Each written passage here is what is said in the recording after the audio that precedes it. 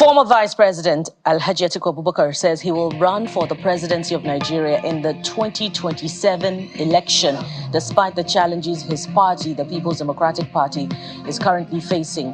Atiku has run to become Nigeria's president for 6 times within 3 decades, his most recent attempt being in the 2023 presidential election as the PDP candidate. At his last attempt, the 77-year-old got 6.9 million votes to come second in the poll won by Bola Tinubu of the All Progressives Congress, who secured 8.7 million votes. When asked whether he would try again, Atiku told the international media that, God willing, he would try again.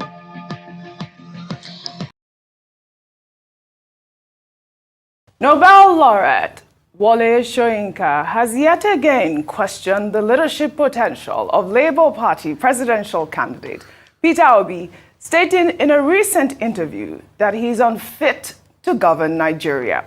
Soyinka cited the conduct of his supporters, known as the Obedience, during the 2023 election campaign as a disqualifying factor. Let's take a look. I hope for the sake of the nation that he doesn't express interest in the next election. Because for me as a leader, if there was any proof that he was unfit to lead that country, it's in the conduct which he encouraged among his followers. Because I know for a fact, and I can give you an instance which proved that he was in control of those forces. Simply because when he first came to visit me, I remember the moment when he took out his computers, something, and after he made a statement like, "Oh, don't worry, everything, will be taken care of. You don't have anything to worry about these people." He was talking about the quote-unquote obedience. I remember he took out his computer, his phone, and he tapped, a message, there. And he shot me. I was watching him very closely. I didn't say a thing. And after that, everything seemed to be, to be nice and cozy. All right. Professor Wole Soyinka, Nobel laureate. The last time he called Peter Obi Bajue. Remember that? Well, all right, Reactions will definitely trail this. Let us take this tweet from Distinguished, who wrote, "This was Soyinka in 2024.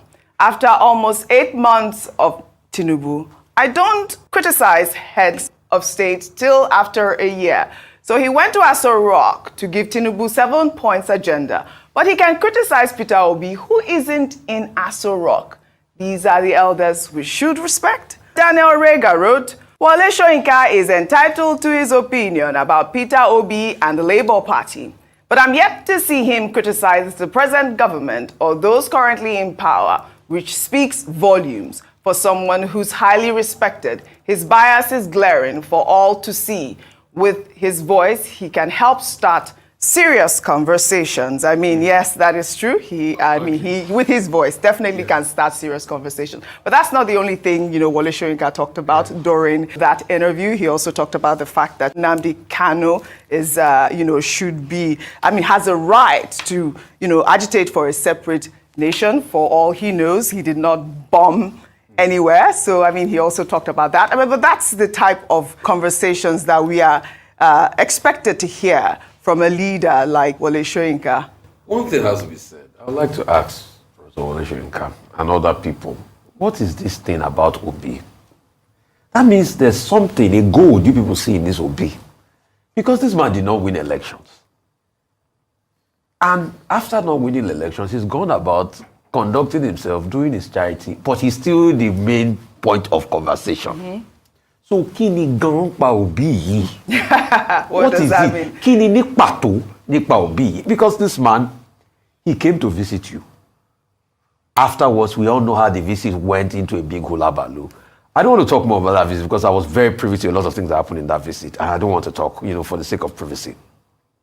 But afterwards, he went that way, and you keep indicting him as regards to the conduct of obedience, which are young people that have a right to react. What about the people that, did ethnic strife? What about the people that carried Oro in elections in Lagos Professor Wole Soyinka has not said anything about that. What about people that were beaten? Professor Wole Soyinka has not said anything about. What about people in Ikota that were beaten? All of a sudden, Oro came out because of election. He's not said anything about that. But this thing is always about constantly Obi. And when we ask him to comment about the current president, I don't comment after 1 year. Now it's 1 year. Now he should comment. He will not still comment. So what is this thing really? Kini oro Obi yi ni pato? I'm asking. You know, the same man you went a couple of months, you went to call them Bajue and all sorts of. Yeah. And you think people will not. And when they react to him now, don't forget that. you call them fascists and things like that. And this was an election that you only heard one side of the story. You were not full privy to. Yes, but you know, and there are many things that you should know because Professor Wole is 90 already. Yeah.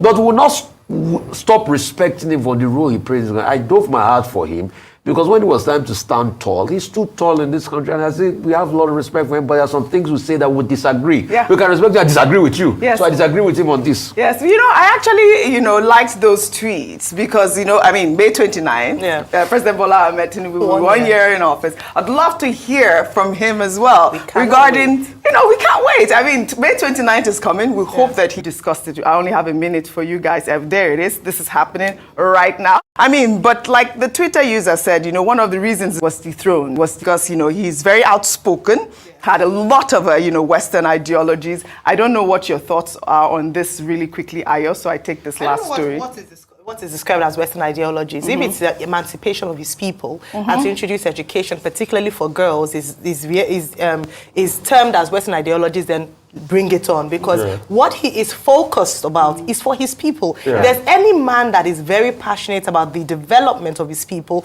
you have to give it to Mohammed Sanusi II. So in terms of that being Western ideologies, I think that should be taken in context. Also, the fact that he said that, it's never happened before. Well, there's always a first time for something. But I have to mention that 40 years ago, like you mentioned, Abubakar Rimi had tried to whittle the powers of the Emir of Kano by breaking it down to 5 emirates. And people have said he didn't recover politically from that. The governor has spoken. The courts have spoken. Let's see what will happen at the end of the day. But remember that Ganduje also did not respect the ruling of the court. So that is going to be flouted, right? So is this returning full term? But speaking of that... The court ruling will be flouted too, right? Yeah, it's being flouted right now. Yeah. But as regards education and all of that, in my capacity as being part of 1 million teachers, I know how much we have done with him while he was Emir of Kano, even after being Emir of Kano, which is the chair of our advisory board, as regards training teachers and bringing education to that area. And these are things that we're constantly done. And this is for the sake of full disclosure. So if we need to emancipate the minds of people, cannot continue to live in the former years of now. Well, all right. We'll take our final story. Well, residents of Okwaja community and telecom stakeholders who are at risk of losing property due to the new alignment of the Lagos-Calabar Coastal Highway were in high spirits on Thursday after the Minister of Works, Dave Umahi, announced that the federal government will do away with the proposed new route of the Coastal Highway from kilometers 16 to 25 and revert to the gazetted alignment. Umahi disclosed this at the third stakeholders meeting of the Coastal Highway project in Lagos. The decision to revert to the old alignment at the Okwaja axis will prevent about 490 houses from being demolished. To the glory of God, to serve MTN, to Africa, Okwaja community, we are diverting completely from the new alignment, from the old alignment. And we are rejoining back to our new alignment at kilometer 25. Congratulations. Congratulations. Thank you. Can we stand up and sing for President Asiwaju Bola Ahmed? On your mandate we shall stand. On your mandate we shall stand. On your mandate. On your mandate. Bola. On your mandate.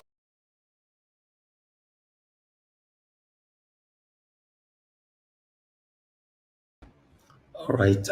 Good morning, good afternoon, good evening to every one of you, my people. It's good to be back again. It's another day. Today is Friday, 24th of May, 2024. Happy weekend to every one of you right there. Thank you very much for your time with us.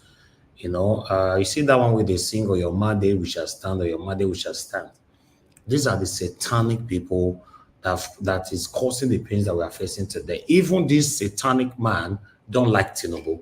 I'm telling you, at the moment, he's only benefiting from our resources. That's why he's singing on your mandate, which shall stand. That's it. If Tinubu leaves office tomorrow, you will not see David Umai. In fact, you see David Umai on channels or Arise criticizing Tinubu. All of them are fighting for their selfish interests. He doesn't like Tinubu. He doesn't like you. He doesn't like me. He doesn't like us. He only care about his own selfish interest. Thank you very much, my people. I appreciate you all. And God bless you. Now, mother of all mommy diaspora, good evening to you, mommy. Happy weekend to you. Thank you very much for all you do. I appreciate you always. Thank you very much, everyone right there. Wisdom Lucky, thank you very much. Good evening to you. Miracle Bay, Promise to do with Lucy, Eno, Sabovo Konga, Evie Jack, Manvis, Amonse, Rosie Ayosh. Good evening, good evening, good evening, my wonderful people. Jennifer Oji. Thank you, Ben Osanho, Bano Sonny. I appreciate you. All Vitus Aquabelen. I appreciate you. Washington Omorege, Adelaja Ogobi in the building. Thank you, thank you, thank you. Peggy Modi, thank you very much, ma. I appreciate you. Great mind in the building. Pachai Nofe, my dear sister, I can see you right there. God bless you all. Queen Osifo, thank you. I appreciate you. Thank you for joining us. Ace also said, God bless you. I appreciate every one of you right there. Then I appreciate you, Shizoba. Thank you very much for joining us today. Stella Ima Sevedo, good evening to you, madam. Thanks for joining us. Good evening to you all right there. I can see Say right there with us as well. Mother Tusabi, thank you very much, man, for joining us today. And Nusa Hari, I can see right there. Thank you, thank you, thank you. Then we have Nusa Hari. Okay, I've mentioned Nusa Hari already. You see Andrew, Kate, Amore say, thank you. God bless all. It's like some of you are commenting twice. Okay. All right. I would just like to see Amashola, we miss you. Where have you been, my brother? It's good to hear from you. We want you on the panel. We want to hear your contribution. Although the panel for some time now be very, very competitive. So come in. Let's hear from you, my brother. Austin Prince, thank you very much. Good evening to you. Ray Abua in the building. I appreciate you. Thank you very much.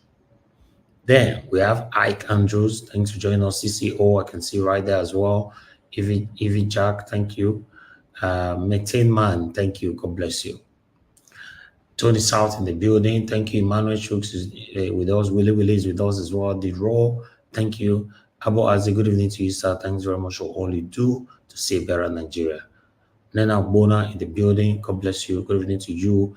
Amaka Fojebi, good evening to you, madam. Thanks for joining us. Appreciate you, Mike Akionbare. Thank you very much. God bless you all, my people. Stan Morgan in the building as well. Madam Amen Bride, good evening to you, ma. Thank you very much for all you do. I appreciate you. And many others right there. I'm going to go bless you. I'd like us to move on right now. I'm going to post out a link for those of you that want to join us today.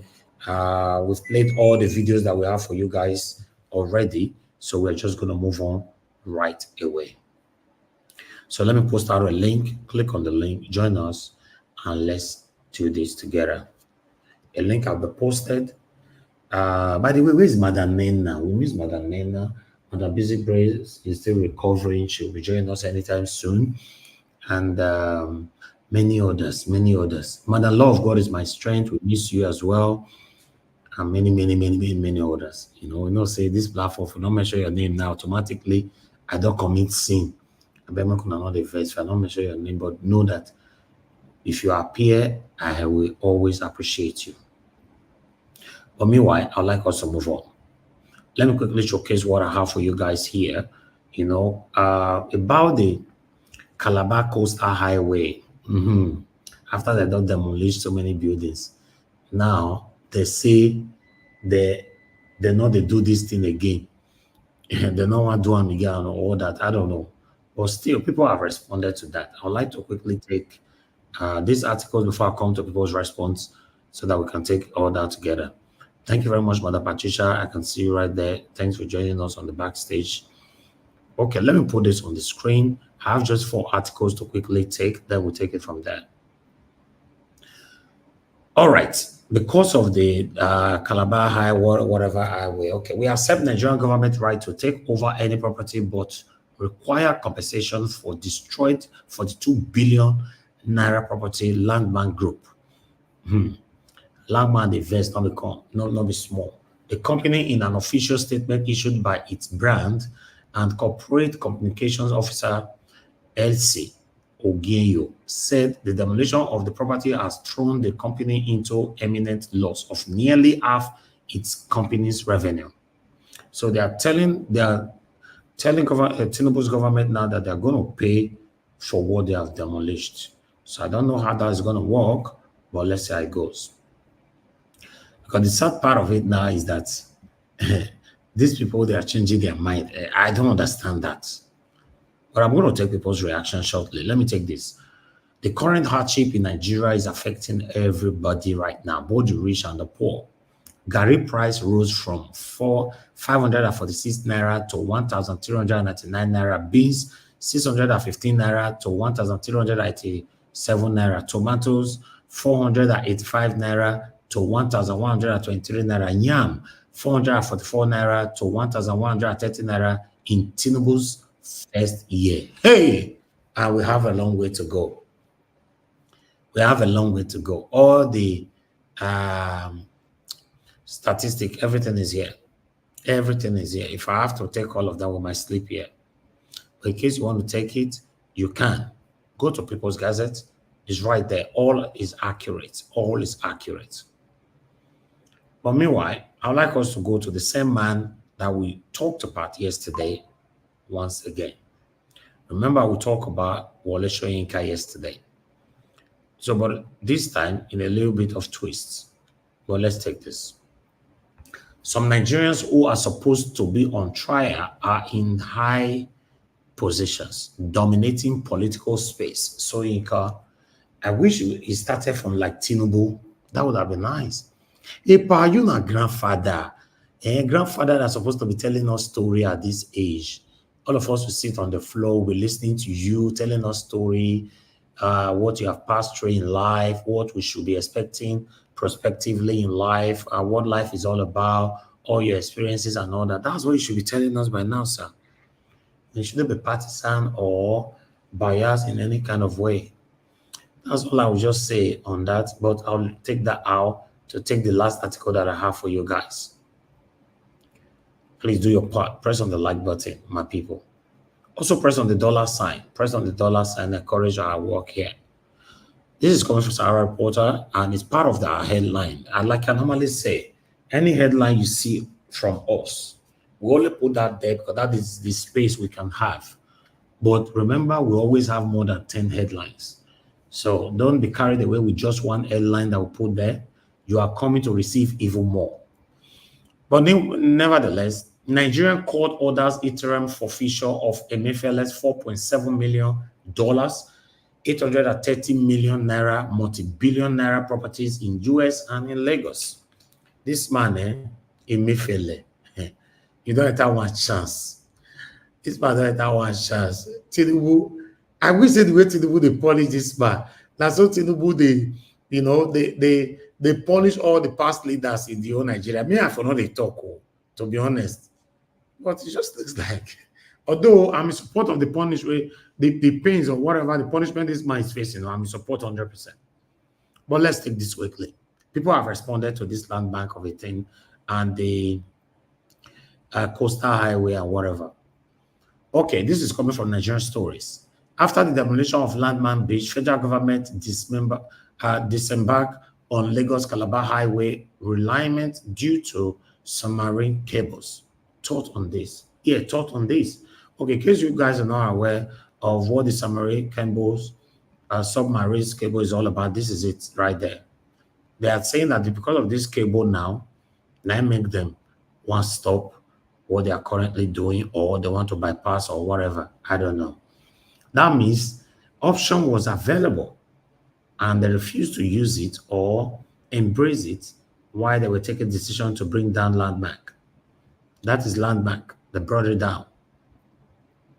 Right? Okay. Let's take some reactions. People responded.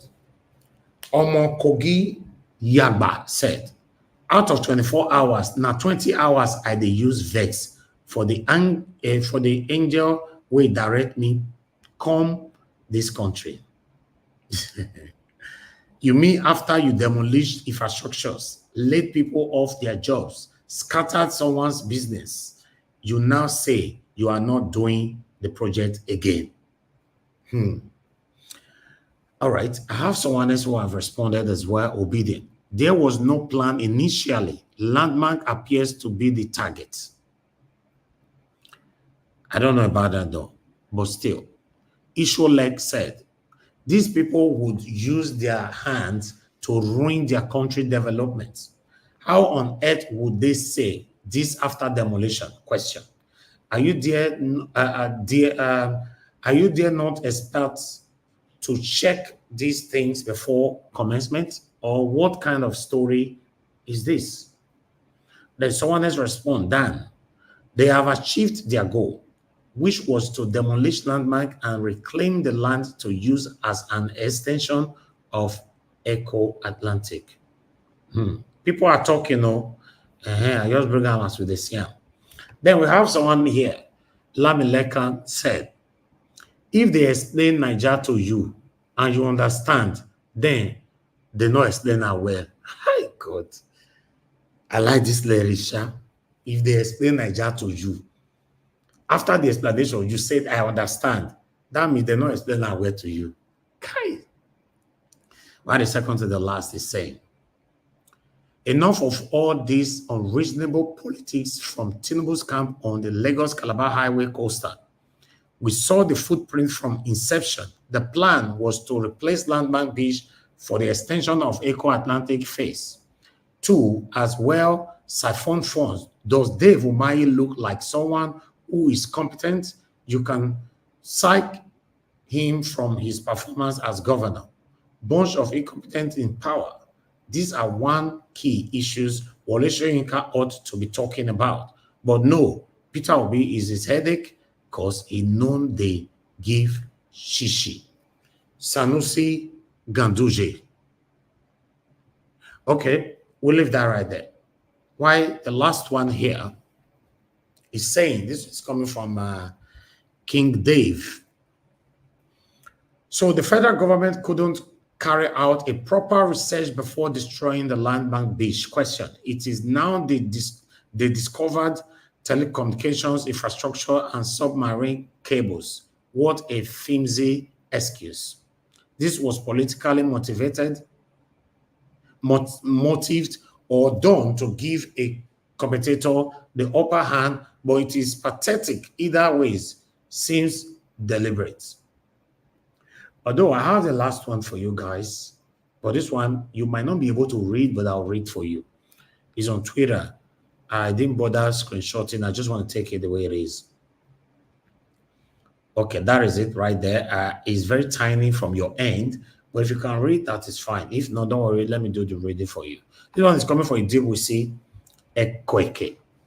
Ekekwe. Kai, some names are not easy like that. Okay, when I question the strategic value of Lagos-Calabar Coastal Highway in an era where we continue to struggle to maintain land-based highways, a member of our community here noted that Nigeria would abandon the alignment because few miles ahead, the builders will meet many submarine, telecom, and internet cables. In other words, despite destroying private properties at scale, the realigned route was not feasible because there were cables which, if destroyed, would put Nigeria on internet and telephone darkness. Good people, what that members wrote just happened. The federal government has shelved and diverted realignment of Lagos-Calabar Coastal High Road project while also saving the telecommunication infrastructure and submarine cables, among others, at the axis. I call Mr. President to get annoyed here and fire some people. Nigeria has many smart people and he will not struggle to find a better team. Yes, you cannot tell me that someone did not check the locations of our core telecom infrastructure before approving the route. You cannot tell me that someone in the telecom regulatory body did not read about this to have alerted the government. You cannot tell me that these cables were unknown until those private properties were destroyed. Yes, no matter your party, your religion, your tribe, or whatever, nothing will change until we ask those working in the government to put in the effort. If these men and women destroyed those properties with full awareness, they would be forced to stop because of those cables. Installed more 17 years ago. We need an explanation on why. This is hilarious and very shameful at a national level. We need an explanation. Unfortunately, I'm sorry, sir, you're not going to get any explanation. Everything that we complain about here, nobody come out to explain to us because they think that we are inconsequential. They don't care about us. They're not interested. So, but you never know. We might get Peter Obi responded to us after we poured out our plight 3 days ago. This is one thing that I like about my principal. If he doesn't come out directly, he always sends somebody to respond to us. But will Tinubu government respond to you? Question. I don't know. Good morning, good afternoon, good evening to every one of you, my people. I appreciate you all. I think we should start talking. For those of you that want to call in, please, this is the best time. But before that, I'd like to appreciate those of you that have already given me a super chat for my coffee today. Yay! In fact, I will sing for you people. Amaka for JV, thank you very much, man. I appreciate this. May God bless you. My pocket never run dry. Peggy Modi, thank you very much, man. I appreciate this. My pocket never run dry. Thank you very much. I appreciate you. Guys, if you're listening to me right now on the comment section or anywhere you're listening to me, come to the comment section, click on the $sign, emulate what these two have just done. And God bless you now. But meanwhile, I'll sing this music for them quickly.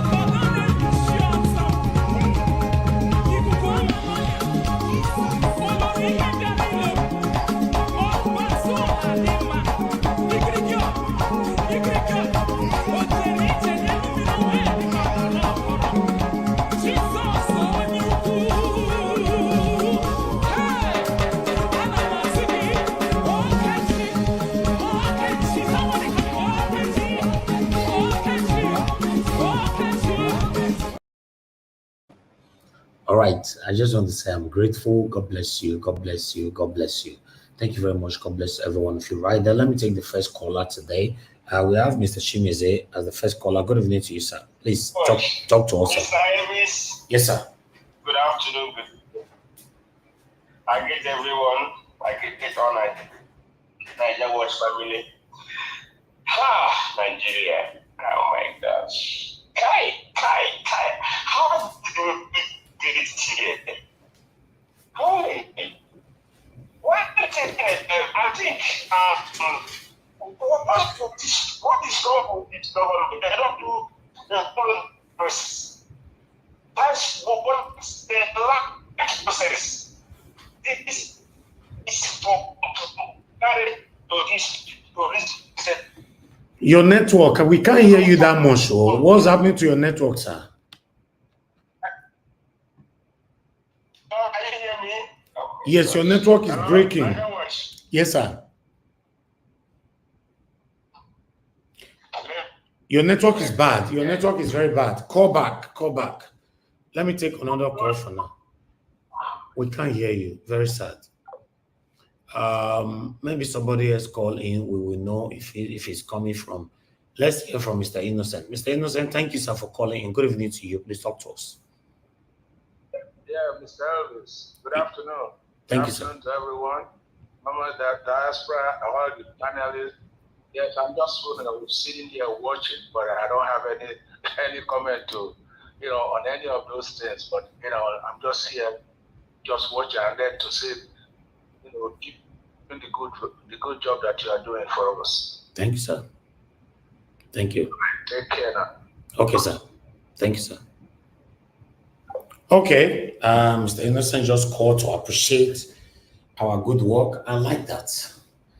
I always look forward to things like that. Just, sometimes now still make me still the blush, tell me good things about me.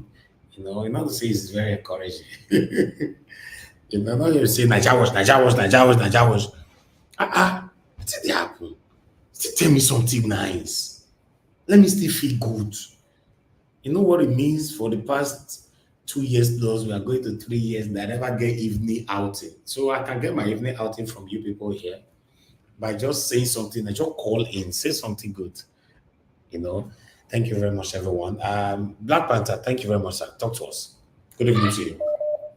Hello, Naija Watch. Yes, sir.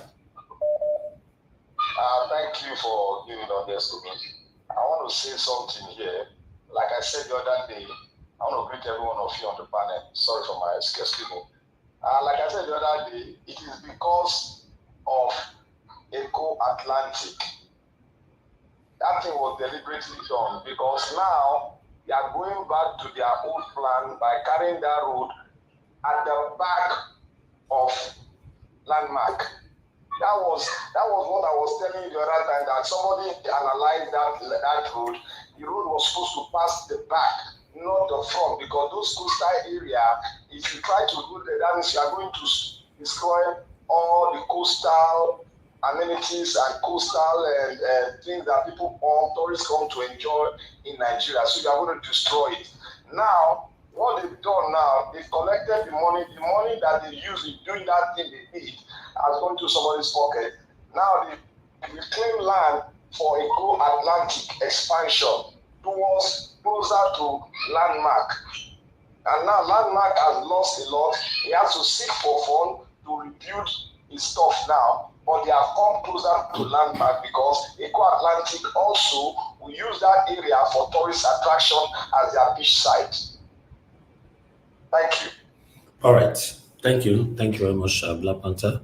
Okay, just one more call. So we can move on. We don't have enough people on the panel today, but maybe they'll come in later on. Hello, Mr. Ben. Can you hear me? Hello, Mr. Ben. Are you there? Okay, Mr. Ben, we can't hear you. It looks like you're not there. I think we should move on. Good afternoon, sir. I agree with you. Thank you, my brother. Thank you very much. Okay, talk to us. Thank you very much. All protocols on the platform duly observed. You see, I keep asking myself that not only Emefiele steal money during tenure. Ask them who. Now only this man he steal money. Where all the other ministers? Where all those other people? Where they under Buhari cabinet? So why is it not only Emefiele they go court? See the big Bible where the man carry. Yeah? See the big Bible where the man carry. They just want to ridicule this man because of what happened during that Naira, that Naira change. When he want to change the Naira notes. Because what happened was he did all of that during the election period. So Tinubu and his cohorts were very mad at him during that time. So everything they do now, it's still money, but they use them as an example to every other person else where they against them, and that's what they're doing to Emefiele. Where is Buhari's boss? Buhari was his boss. Nothing happens under Emefiele's watch where Buhari don't give approval for. Where is Buhari today? He's in Douala just chilling. Nobody has probed him. Nobody has said anything about it. Not even on the newspapers. Have you seen any newspaper say anything about Buhari's corruption? Nobody, not even Sahara reporters. They're all on Emefiele. I've seen only Emefiele steal money. You get what I'm saying? So this whole thing is all politically motivated. And about the landmark, we all know it's all politics. That landmark demolition is all politics. And like Black Panther said, now because of that Atlantic, what do you call it? That their project on the island, That's why they destroyed that man's property. You know, it's all politically motivated, and Nigeria will not go forward if we have this kind of psychopaths in power. Look at that video you posted where you were singing "On Your Mandate We Shall Stand," "On Your Mandate We Shall Stand." So are they telling me that that is the new national anthem? Is that the new national anthem of Nigeria? So now they sing our national anthem again. Now on your mandate we shall start, because you all are psychopaths. You know Tinubu's administration is bad, but you guys will support that administration because of the money we are the gets. All these politicians back home that are destroying the country, that are against the progress of the people. God will handle all of you one by one. Thank you very much. I agree with you. Thank you very much. Thank you. Thank you. God bless you, my brother. All right, so let's come to the panel. I appreciate every one of you, my people. God bless you. Today, we might not stay long, depending on how they engage us. And I'm going to select somebody to help us today on the panel, which is going to be Madam Patricia Tabujumi, if she's available. Madam Patricia Tabujumi, it's good to have you on the show, man. Thank you very much. Although, mashallah, you are the first, but I just want to get the attention of Madam Patricia first. If you can help us to do one or two of the moderating today, although I'll be on the backstage if I'm needed. Madam Patricia, are you there with us? Oh. Good evening, Mr. Elvis. Thank you, ma. How are you doing today? I'm good. I'm good. Thank you. And happy weekend, everybody. Thank you, ma. Thank you so much. Thank you. Okay. All right. Thank you very much for always being there, man. I appreciate you. Mashallah, it's good to have you on the show. Where you this is why you why you are abandoned us like this? Elvis, I did here on the topic every day. You complain, say no, they get evening hangout. My evening hangout now, like that watch. Even though I don't tire, I not fit talk. I will do on the washer. Even when they sleep, it did they play, they go. Anyway, I hear them. Let me start by greeting Mommy Diaspora. Thanks for always being there and supporting us. Thank you, my brother. And it's one of the old people that we still know that have our interests at heart. Not our great grandfathers and grandfathers that ruled Nigeria in the days of analog. 90s AI, they have refused to go. It's a pity. Let me start with Nigeria Watch. For you to let you know that I've been watching, I'm going to Delta State, demolition they did in Asaba to those people they destroy and that celebrity. I want everybody to go. I can't. Nobody can use. I know what's happening in Delta State. Delta State on its own, an average building in Delta State does not have approval. Nigeria Watch. I'm talking based on the fact that I live there, I practice there. An average Nigerian in Delta State does not have approval plan for their land, so they should not complain when they demolish their houses. If you design a house, I have 2 to 3 clients in government that did big project. The last one I did before I traveled out, I forced him to do approval of his residential building, his club, hotel, and everything. They gave him a drawing and I took it to the planning office. They gave him a bill to tomorrow. I'm so sure he has now done an approval because they gave him a huge amount of money to pay. For many years, he's been building. No one of the buildings have been approved, but the building are standing. That's how it is. It's so terrible. Nigerians of architects in Delta State have been battling to see that things are done properly. But of course, government bureaucracy will not allow. So anybody that's in the demolition house in Delta State, just keep quiet and don't say anything. If you don't have a CFO, an approval plan to show, don't come out on TV and shout that they demolish your house. Until you have a CFO, an approved drawing, stamped from state government, come and make noise on the media. Let's go back to our topic of today.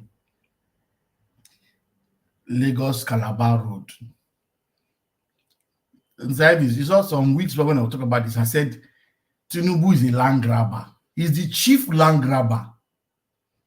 He's the chief land grabber in Nigeria. He has grabbed part of Lagos State to himself and his friends, which is the new Lagos plan they are doing. Phase 2 was to be extended behind Landmark, and they destroyed Landmark. You used federal road to claim that that's where the road was supposed to pass. In any sense, to let you know that your Minister of Works is not a qualified engineer.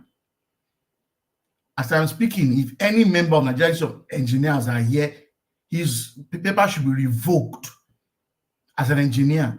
It's a disgrace. You take up a project, no environmental impact assessment was done.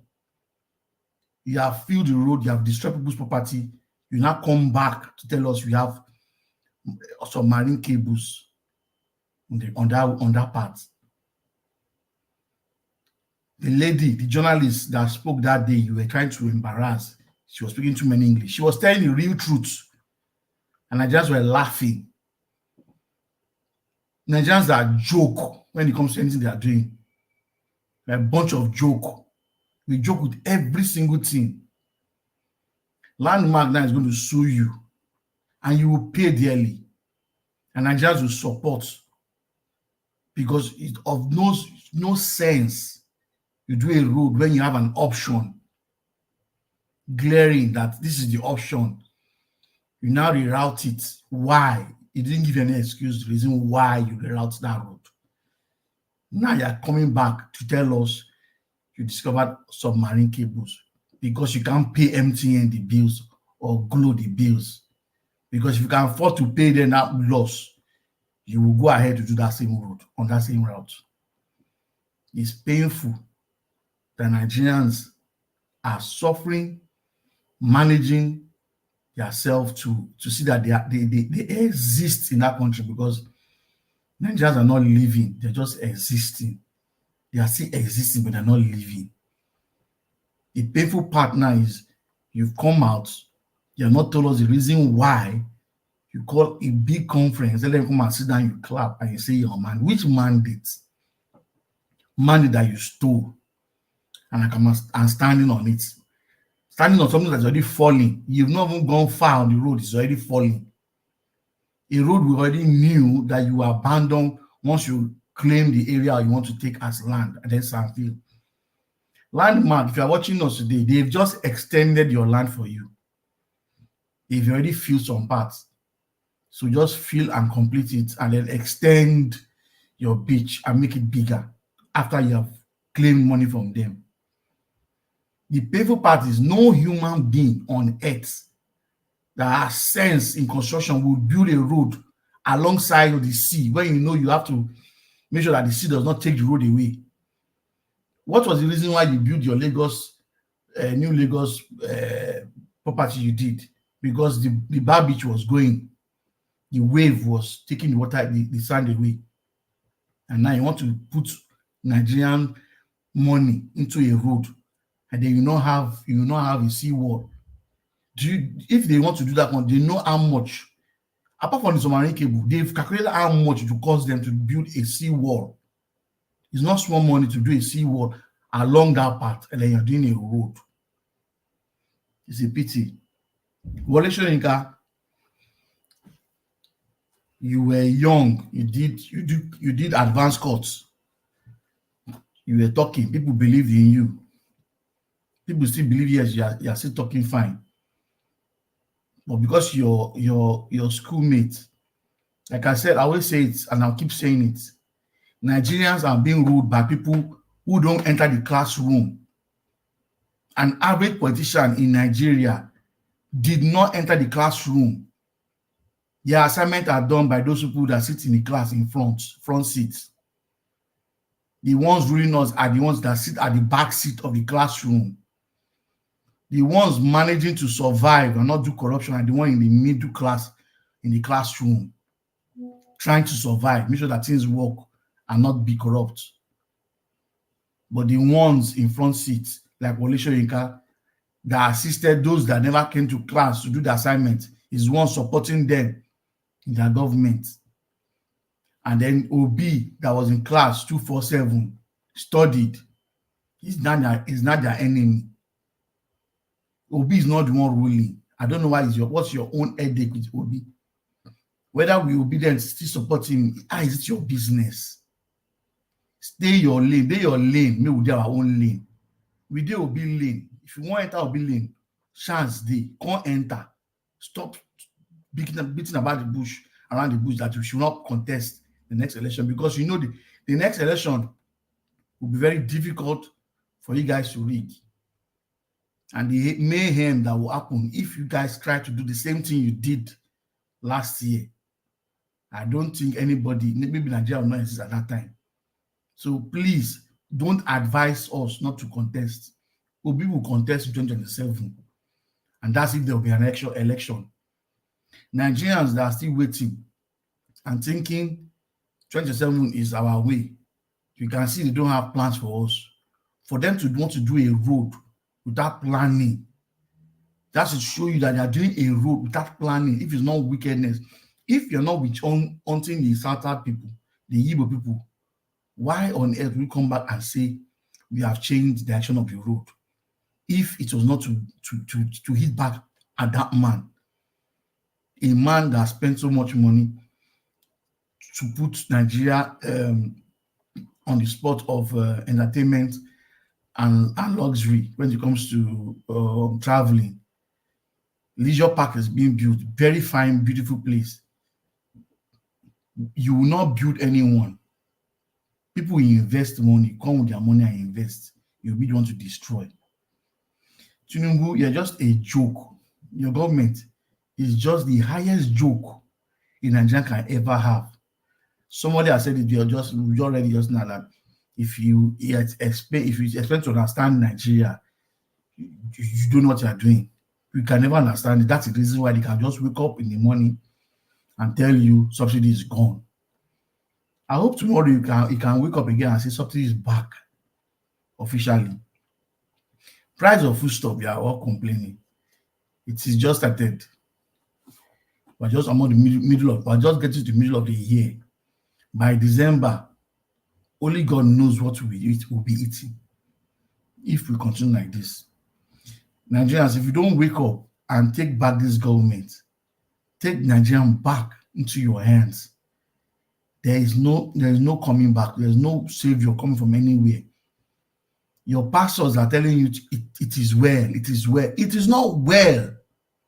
Don't be deceived. It is not well anywhere. I hate when pastors tell you it is well. Meanwhile, the man is dying. It is well. He is dying. I'm fine, but you are dying. Nigerians, do not be deceived. It is high time we hit the streets and protest against this government. Fuel price is going up. Food price is going up. Tariff for electricity that you never get is going up. They keep bringing bills for you to pay, and yet they don't have job for you. Nigeria Watch, at this point, let me step back and let somebody else continue from here. Thank you. Thank you so much, Mr. Omashola.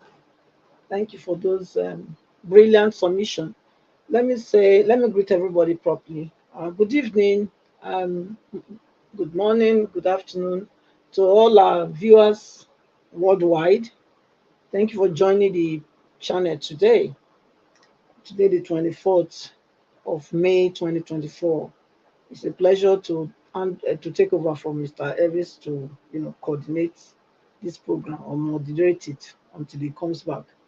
I don't take it for granted. Thank you so much. And also, Mommy Diaspora, thank you for all that you do for us. Yes. Today's message, today's topic, you've seen it all. So let us do justice to what is there. Emefiele has become the scapegoat that the Nigeria government is using to show an example to those that does not do their bidding. You know, when didn't do Tinubu's bidding when he was in the position to do so. So this is payback time for him. But yeah, we know where all these are going. Like somebody already called and said, is it only him that actually embezzled Nigeria's money? No. I mean, if Buhari, the person that made it possible for Emefiele to have stole all this money or embezzled all this money, is still working free, I don't see any reason why Emefiele should be the one, going through all these shenanigans.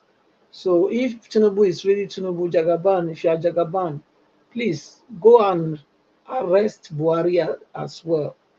Arrest Buhari, arrest the other one that went to paint spray Nigeria and Ethiopia airline and brought it to us as a Nigeria Airlines. So I think all those people should be in jail as well. They should be in custody.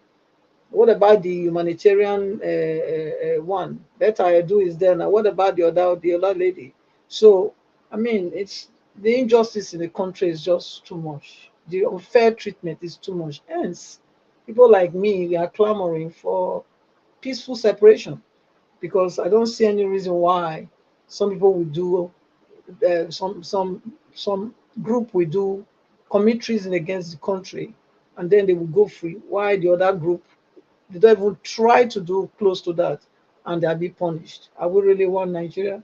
So I'll leave our panelists to do justice to that. Yes, show what's it called? You see the other gray hair man. They always say that gray hair does not mean you have wisdom. So I don't expect it from him this time. I thought that maybe by now he should have just shut his trap. As an adult, elder statement that made his own mistake and his due time, his own time.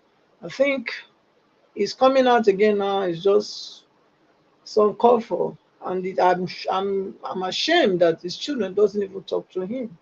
I believe he had children. If he was my father, I think I would have been very, very, very ashamed to associate myself with him. I would have come out and speak against him if Wole Soyinka was my father. I would have done that because what he's doing is totally unacceptable. How can you justify, you know, your position as an elder statesman if you are behaving like this? You are biased and you are, a bigotry. You don't speak truth to power. So for me, it's not acceptable. But let me call Mr. Jonathan to give us his submission today. Mr. Jonathan, good Thank evening you. and welcome to today's podcast. Thank you. Please talk Thank to us. you. Thank you very much, Madam Patricia. Thank Welcome. And I greet Mr. Omashola as well. You've pretty much said, part of what I wanted to say, and that's good. You know, simply point to the fact that we are in the we are discussing in the right direction. And I welcome you, Mr. Elvis. Thank you very much. Thanks for the work you are doing. I greet all those that are in the comment section. I greet everyone. Welcome, and all the callers as well. I greet every one of you. Um, you know, it's so unfortunate that this is where we are in Nigeria. You know, it's just so unfortunate. I always say that, and you just have to say that because that's where we are. That's what it is. It's unfortunate. You know, somebody captured it very well in one of the messages, one of the X or tweet messages that was read out earlier. Somebody said, and he said it perfectly well. If somebody tells you the story of Nigeria and you say it is complete, and that you say you understand, then something is missing somewhere. Something is missing somewhere. There's no way they can tell you the story of Nigeria or what is going on in Nigeria that you will say, okay, I understand. I understand. It is very, very difficult. You only have to make sense of it because it's what is going on right now is just so unfortunate. Mr. Wole Soyinka is, I'll just describe him as being arrogant. That is how mild I can describe it. Any other thing would be so disturbing. Any other description would be so derogatory and disturbing. I will just leave it that he's just so arrogant. He said Obi is unfit to govern Nigeria. What is it about Obi? That question is being asked repeatedly. And on what basis? Because I ask myself, on what basis is Obi unfit? My brother have asked, is Obi the president of Nigeria today? Which role Peter Obi is playing in any policy decision at all in Nigeria today? Mr. Wole Soyinka, which role is not fit to be the president of Nigeria? I just see a man, it's just his story is just a man in his last days could be descending so low. Is descending so low to a level where everything he has built over the years is being rubbished, is being dismantled. Not by anyone else. Nobody is rubbishing it. Nobody is destroying it. But he himself is destroying it by himself, to himself. Nobody else is the one doing it. And history will remember him for all of this. This is the 21st century. Everything he says is the foot. If you can't take this away. Gone are the days when people will say, people don't read books. They have it right now on their hands. It's right there on their palm. It's just right there. Everything you are doing now, a 10-year-old has everything on their palm. It's not about trying to get a book to read. The fingerprints are there for life, forever. And it will be a massive distortion to your legacy when it is written. This will be a distortion to your legacy. You are descending so low. You are destroying everything that you have built by yourself. You are doing it by yourself, to yourself, all by yourself. Nobody else is doing it. I don't understand. I want to interpret it in another way. I believe that they are mad. This group of people, they are mad on a daily basis to the fact that they cannot gag, they cannot stop people from talking. They are mad. If these people, if they find their way, they will gag everything gaggable in that country. But this age and time, that is what is troubling them. That is what is killing. That is what is making them run. They are running mad because they can't stop it. They can't stop people from talking. They can't stop people from expressing their views. They can't stop people from analyzing everything that is happening it's not even on a daily basis, hour by hour, minute by minute. So they can't even, because they are not used to that, they can't even match up. Because before they say it, people have gone 2, 3, 4 steps ahead of them. So they have to come back to meet up. So this is killing them. It's like they have made their match. So the only way is to send people like Soyinka out, who is an arrogant old man. That's what I will call him. To come and help them out. That's just it. There's nothing else they can do at this point in time. Because there's nothing they can do. They are doing nothing in the first place. Absolutely nothing. This is all clear now. We've been saying it. We've been saying it over and over again. People will say you are just talking, but it's now clear. A government that will come out and say what we did, not last year, not 6 months ago, not 3 months ago, what we did 3 weeks ago, we are reversing it. A policy that impacts the lives of so many, a policy that has so much impact on businesses, the livelihood of many people, thousands of people. That kind of policy, within the same month, you are reversing it. What does that tell you? That tells you that this is a government that has no idea of what to do. If they find their way, they will do the same thing for every of their policy, every policy decision that they have taken in the last 1 year. They will do this. They will do the same for everything. That they wish they could just come out and just do it. Probably level the playing field. Subsidy is back. The Naira devaluation is cancelled. They wish the student loan, we are not ready to do it right now. We have to take it back. On every policy matter, the palliative that we distributed, it was a mistake because all the money, the billions and billions, ended up in wrong hands. We're sorry, we are reversing it back. Please return all the money. How now? What do you want to do about that? Every step, every decision that has been taken, it has been a disaster, complete disaster. And I've been seeing them in the last 1 week parading themselves, going on this jamboree, all the ministers grading themselves, doing self-grading for themselves of their performance in the last 1 year, because that's what you have to do.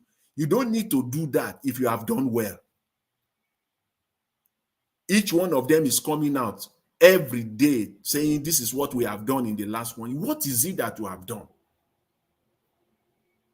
If you have done well, it will be there for Nigerians to see. You don't need to come out. You don't need now to be promoting it. Literally grading yourselves. It is people that will grade you. It is not you. You cannot be the student and still be the marker of the exam. It's not done. This is just terrible. And that's why I always say, I'll say it again today. Mr. Tinubu will forever, he will struggle to set up or assemble a team, a solid team that will take Nigeria forward. This is his best. This is his A team. This is Mr. Tinubu's A team. Nigerians, get that fact. You cannot see anything good coming forth. The outlook is not only dismal, as I always say, it's in total disarray. We can say that now. We can say that now loud and clear by this singular action coming out to say the policy of the Lagos Calabar, the demolition will no longer go on after you have demolished properties already. So what happens to those ones? People are asking. People are asking, what happened? Nobody. This is your best. Nobody. These are the people you assemble together. This crop of incompetent, crooked people. This is your best. You cannot get anything better than this. This is your best. This is your A team. As much as we all know that it's very clear that we want the best for Nigeria. We know that we all want the best. Unfortunately, these people can't do better. I have a call to make. I will make the call for the sake of Nigeria. To Nigerians at home and abroad, Nigerians in the diaspora. I have a call. If you know you are competent, if you know that you have integrity, and you are solid, you are very solid and competent in your area of expertise, please come. There is a job for you in Nigeria. Please come and help Nigeria. Please come out and help Nigeria. Mr. Jonathan. Yes. You heard me just now. People that don't come to class cannot call people that are in class to come and help them. You don't understand. The problem with Nigeria is having right now, the problem Nigeria is having, check around all the states, everywhere. Those that never enter the class to study anything good or buy maths and buy things, they're the one ruling the country. That's exactly the point. God bless your mashallah. Exactly. In Delta State. Yes, that's the point. Delta State. That's why I said, I saw on Facebook today. Yes, Mr. General, God got me more angry. Yes. Delta State, I have people in fact that I know that went to school that can rule a local government. I am seeing ticket driver person coming out for APC. Yes. To run for a local government, what is South local government? Someone that didn't go to school. Yes. That's why I said this is so the problem is the Nigerian issue right now is terrible. It is. You cannot tell someone that went to school. That is why they don't want Obi. If Obi comes there, you think Obi will bring person that didn't enter the class to come and do something? Because see, Mr. Moshola, let me ask you a question. Now. If today, as you are right now, see, if they call you now to come and serve Mr. Tino it's like somebody I'm echoing. I don't know. You're not echoing, no. Okay, all right. Yes, echoing. When I was talking earlier on, I was hearing my voice back from your end. Okay. Mr. Moshola, it's a question. If they call you today, this is a question for everyone on the platform right now. If they call you today, knowing who you are, what you stand for, your integrity, what you stand for in your life today, your integrity, your competence. If they call you today, that please come and work for Mr. Tinubu, will you? Mr. Jonathan, if you call me today to come and work with Tinubu, and I'll see people that I want to work with, I can't come and work in a place where I'm going to work with people that are not qualified. That's it. That's you have answered it. See. That's why I said there are no competent people. Mr. Tinubu tried though. He searched all over the world looking for competent people. They refused. Nobody who has worked all his life to build his career, build his integrity, build his name, the name of his family, a serious man at that will say he wants to come and work for Mr. Jonathan, if the Minister of Works has a career as an engineer and you do this kind of mistake, his certificate should be taken off. It's like saying a medical doctor tells you you have cancer and they have operated you, removed things, and tomorrow say, sorry, we did a mistake. You didn't have cancer. That's what happened just now. That's an indictment now. Mr. Jonathan, are you sure people actually refused Tinubu? Yes. If they did, how come did they come out to let the world know? But see, people refuse. People of competence, they refuse because why? It is only crooked and opportunistic individuals that are working for Mr. Tinubu right now. You can never see a man who has built his life.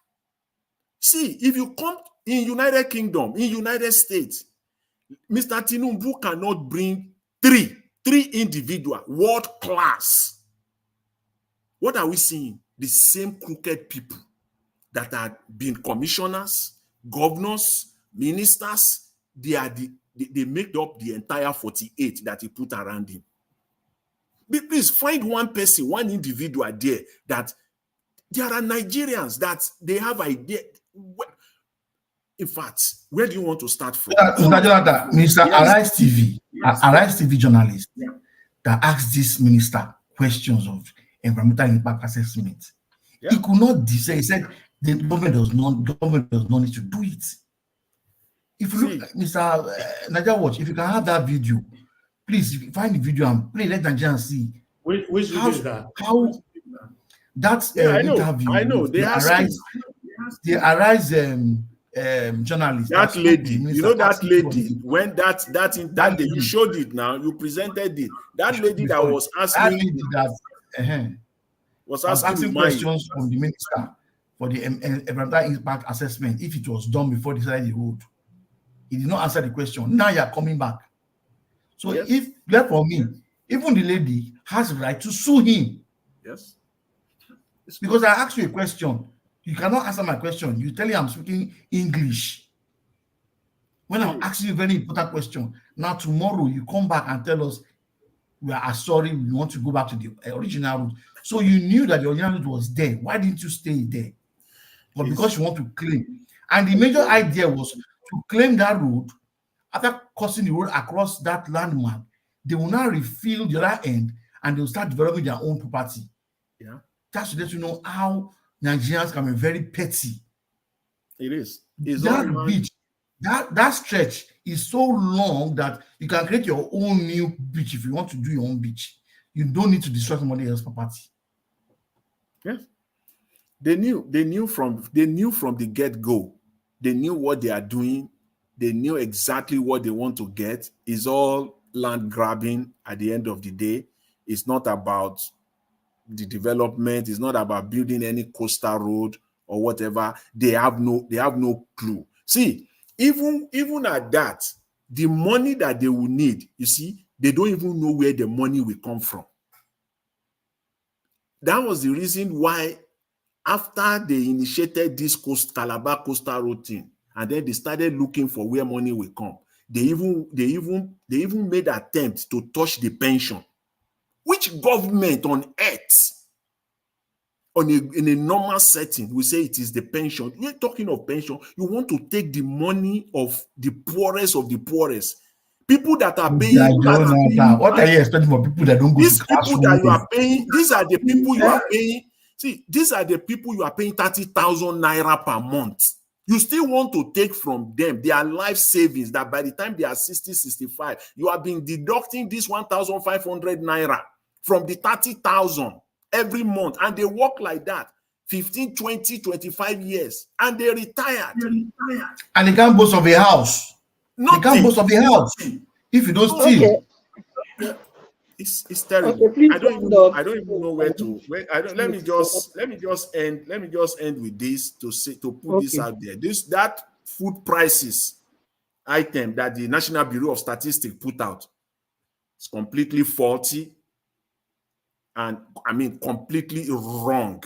It doesn't even meet what is the reality on the street or in the market in Nigeria. Let's just get that straight. That is not what it is. Those prices are wrong. Things are way, way more expensive than what they put out there. So they can throw out their numbers, do whatever they want. That's why they are still parading this stupid 33% inflation rate when inflation in Nigeria is more than 50%. This deception is going on with this crooked, incompetent set of people that he surrounded himself with. It's important to put that out. Anyway, Madam Patricia, I'll stop at this point so that other panelists can come in. Thank you very much. I really appreciate it. Thanks. Thank you so much, Mr. Jonathan, for the extensive, submission that you've given to us. We are so enlightened. Thank you. I want to say good evening to Manuel Ferrara? Welcome to the channel today. Osage Daddy, good evening to you. I have here just a minute. Emmanuel Igbineri, good evening to you and welcome to today's broadcast. Thank you. Peggy Modi, thank you for especially saying good evening to me. Good evening to you, madam. How are you? God bless you. And of course, let's like and share the channel. Click on the share, the like button as well if you're just joining us. And of course, coffee for Mr. Elvis, very important. I still have here Dixon Idahagbon. Good evening to you. Ray Abua. Okay, saying okay, so Ariyomi Oluwasegun Abdul. Good evening, Pastor Sonny. Good evening to you and welcome to today's broadcast. Who do we have here again? Just a minute. Let me quickly run through this. A lot of people already. Okay, thank you. That's all. So please, let's buy Mr. Elvis a cup of coffee. The laborer is worthy of his wages, and God bless you as you do so. Good evening, Mr. Chris, and welcome to the broadcast. Good evening, Madam Luke. It's great to have you people on board. So, Mr. Chris, over to you. Speak to us. Thank you. Good evening, Madam Patricia. Tagbajumi. Good evening, Chair Lady today. It's good to have you, and it's really nice to be with everybody today. And it's always an evening that I look forward to. Good evening, everybody on the comment section. Mommy Diaspora, I greet you especially. And good evening, everybody trying to contribute to the discourse. I greet you all from the depth of my heart. And the people on the panel with me, Madam Luke, Omashola, and Mr. Jonathan Kingsley, I greet you all. And a special shout out to Niger Watch. Mr. Niger Watch, thank you for all you do. God will continue to bless you immensely. Yeah, it's a sacrifice beyond this earth. It's a kind of esoterial sacrifice that you are making, and it's only the God Almighty that can reward you for this. You are playing your role in the upliftment of the Nigerian society, and thank you so much. And people listening to us, please like and share, because this is the only way and that YouTube can suggest these channels to other people. That's the least we can do to help our country, to free our country from the present shackles of poverty, ignorance, and lack of development. They are just too rampant in the very fabric of our society. So we all have to do everything we can. We all cannot be in politics at every point in time, but we all can contribute in every way we can. So I'll just move to the topics of the day. I want to start with the coastal land and the coastal highway. I think, yeah, even before they started this brouhaha, some of us we already made our submission that it's all a farce. It was just another one of their white elephant projects, because the issues were very clear. How can you award such a project without passing through due process? And a lot of people defended that project. They said it's going to be the next best thing that happened to Nigeria after internet. But we've seen that these guys, they always breathe to type. That is why I don't take their word for nothing. But I think the problem we have is, I think we all have collective amnesia, because we think that people can just automatically change from whom they are to whom they are not. You should know that these guys, before they don't like you, they don't like any of us. So if they do anything that seems that seemingly that it's for the masses, you always know there is a cash behind it. So how can Tinubu all of a sudden we just dream of one coastal highway all the way from Calabar through the coastal region? Obviously, there was something in it for them.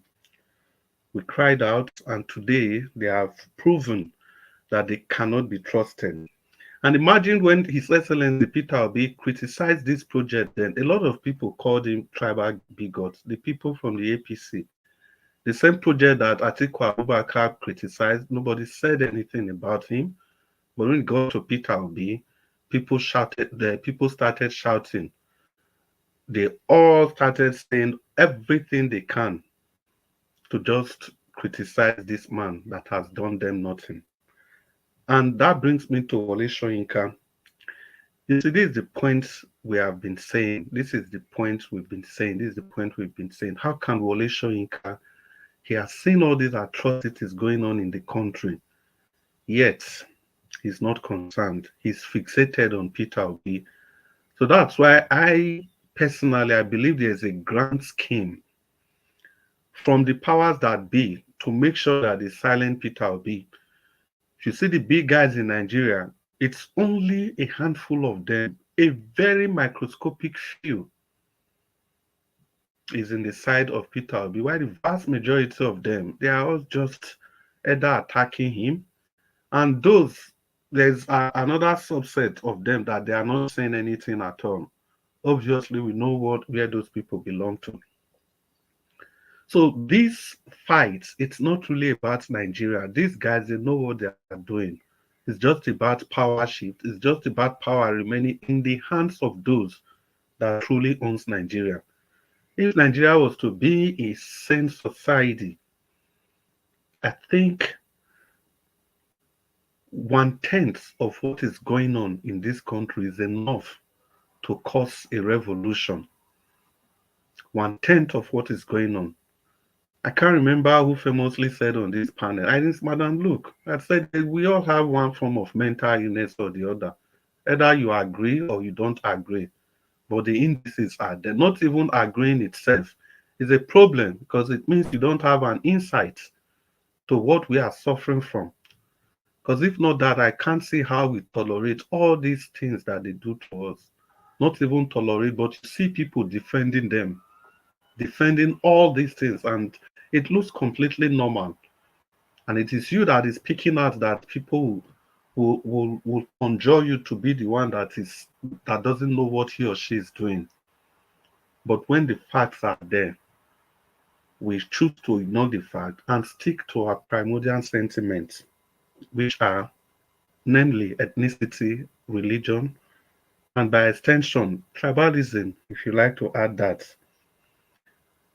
Peter Obi only spoke up that this project ought not to be at the time they proposed it. He didn't say that project was wrong, but people misconstrued his submission, his suggestion to the building of his nation, and they turned it to another thing. And if they were really serious, why do they have to start destroying those properties? Why did they not start from the Calabar axis? So it is some of the arguments that people put forward. But of course, nobody will listen because it is Nigeria. It is either you are talking, or if you are talking, you are being attacked, or you just decide not to say anything. Or people continue to talk blindly. Because if it is our person, it is okay. As long as it's not our person, that's when we speak. Nigerians, do we really hate corruption? Do we really hate bad governance? Or we hate that it is not our person that are perpetrating this bad governance and corruption? Because if it is our turn, it is okay. Give him time, give him time, give him time. He's going to do something. Now, concerning Emefiele, I still keep this Emefiele issue, whether Emefiele stole, he didn't steal. For me, whatever they are doing is just child's play. Because if you truly want to prosecute Emefiele, you go and get the person that said he sent Emefiele. There's no controversy about this. He said that on national TV, not once, not twice, not even 3 times. He even went as far as saying that that was what he did in the 80s when he was the president of the country. If you don't know what I'm talking about, it's Muhammadu Buhari, the champion, the ethnic champion and religious bigot. The worst of all that we ever had as a president. He said so. And his personal assistant, what's that guy's name again? Tunde. He's working a free man. The recharge card seller that automatically became a billionaire. When Buhari was leaving, he took that guy along with him to the UK and established him there in the UK. Emefiele wanted to do the same thing, but somehow, maybe they tricked Emefiele and he came back. And the rest, as they say, is history. Now, is this a support? Is this a rant for Emefiele? Not at all. It's a rant for doing the right thing, because this is how we've been doing it. Since the days of Obasanjo, we use the EFCC to chase the people that have offended us, that we can see as stumbling block. We use the EFCC to pursue a subset of people that we know we can trample upon. We use the EFCC to pursue Those people we term the minorities in the country. The same FEC chairman that vowed that if he's not allowed to prosecute Yaya Bello, he's going to resign. Yes, people will say the case is now in court, blah blah blah blah blah. Yes, the usual thing, the usual excuses that we always give in this country. As long as we have refused to allow the rule of law to reign, we are just going to remain a mediocre country, no matter how much we try. No matter how much we try. That's why I famously make this quote every time I have the opportunity. In the Supreme Court of Denmark, it is written, med law skal man land bygge. And that means in English, it is only with law you can build a society. So any other thing we think we are doing, we are just playing. It's a child's play. Is that not the same problem we are having in the political parties? When there are no rule of laws, the godfather make sure that all his candidates are given the ticket. At the end of the day, if you talk, they say you are not talking for the progress of the state, of the country, and all the blah blah blah blah blah. When actually the processes that are throwing up these people in the first place are not even democratic. So how do you expect these people to get to power and they become Democrats all of a sudden? How? 30 seconds left. Oh, wow. Well, since it's 30 seconds left, I think I'll just use 30 seconds to kind of urge everybody that we must wake up. It is the only country that we have. We have to do everything to save this country, because in truthfully serving each other, we become free. Well, thank you very much and for the opportunity to contribute. And good evening, Nigerians. Thank you so much, Mr. Chris. You will come back again. Madam Patricia. Yes, please. Yeah, I just want to, if you give me just 10 seconds, just to add to what Mr. Chris said now. Okay, 10 seconds. Go ahead. It's a profound, it's a very, very profound statement, which is that the process that brought these people to office in the first place is undemocratic. That's another way to put it. They have no obligation. That process is so faulty. So we should expect nothing ab initio. Every Nigerian, we know nothing, because the way they came to office, they themselves, they know, they are aware that the process that brought them to office is totally shambolic and undemocratic. So nothing should be expected from them. Not only we Nigerians that should know that. These crooked politicians that are in office, all over, that they spread themselves on, they are aware that they can't do anything. The process that brought them to office is completely undemocratic. So it will be very, very naive of us to be expecting anything from them. Very, very. Yeah. Thank you. Yes. Yes. Yeah. 10 seconds, I beg. Mr. Jonathan, I wanted to say this from the beginning, but I forgot. Mr. Jonathan, you need to tell us what the projection of the Naira is going to be in the nearest future, because the last projection was very, very apt, and it actually saved me a lot, and because I listened to what you said. So for people that think we just come here and talk without making use of the information here, you're actually losing. So Mr. Jonathan, please, we are waiting for the projection. If Madam Patricia permits me, just for 1 minute, I have one thing to say. Okay, 60 seconds. Yeah. So thank you, now. Thank you very much. They have, earlier this week, they just increased the interest rate to 26%. That was on Tuesday, Wednesday. 24 hours after that, they are able to attract over 2 billion. 2 billion to Nigeria. That is a 2 billion in dollars to Nigeria in terms of money. So you should expect the dollar to drop in the coming weeks. You should expect it to drop because they are making money out of it. They are not stupid. So once it drops, they will accumulate it. They are the one that will sell it back again. They will make money. So you can see these people are so bad. In fact, if there's anything worse than satanic, they are so satanic. So the money is chipping in now. Because look, as I said, if you are in their position, you will do the same. You see cheap money to make. You will put your money there. You will make the money. That's what is happening right now. 26% is a lot. It's cheap money. And people will bring that money, and so you should expect the dollar to drop in the next coming weeks. It will drop to another 1,300 level, 1,200 level. They will mop it up again, get it at that cheaper rate. And once they are, it's like just you are attracting people. You are setting a trap.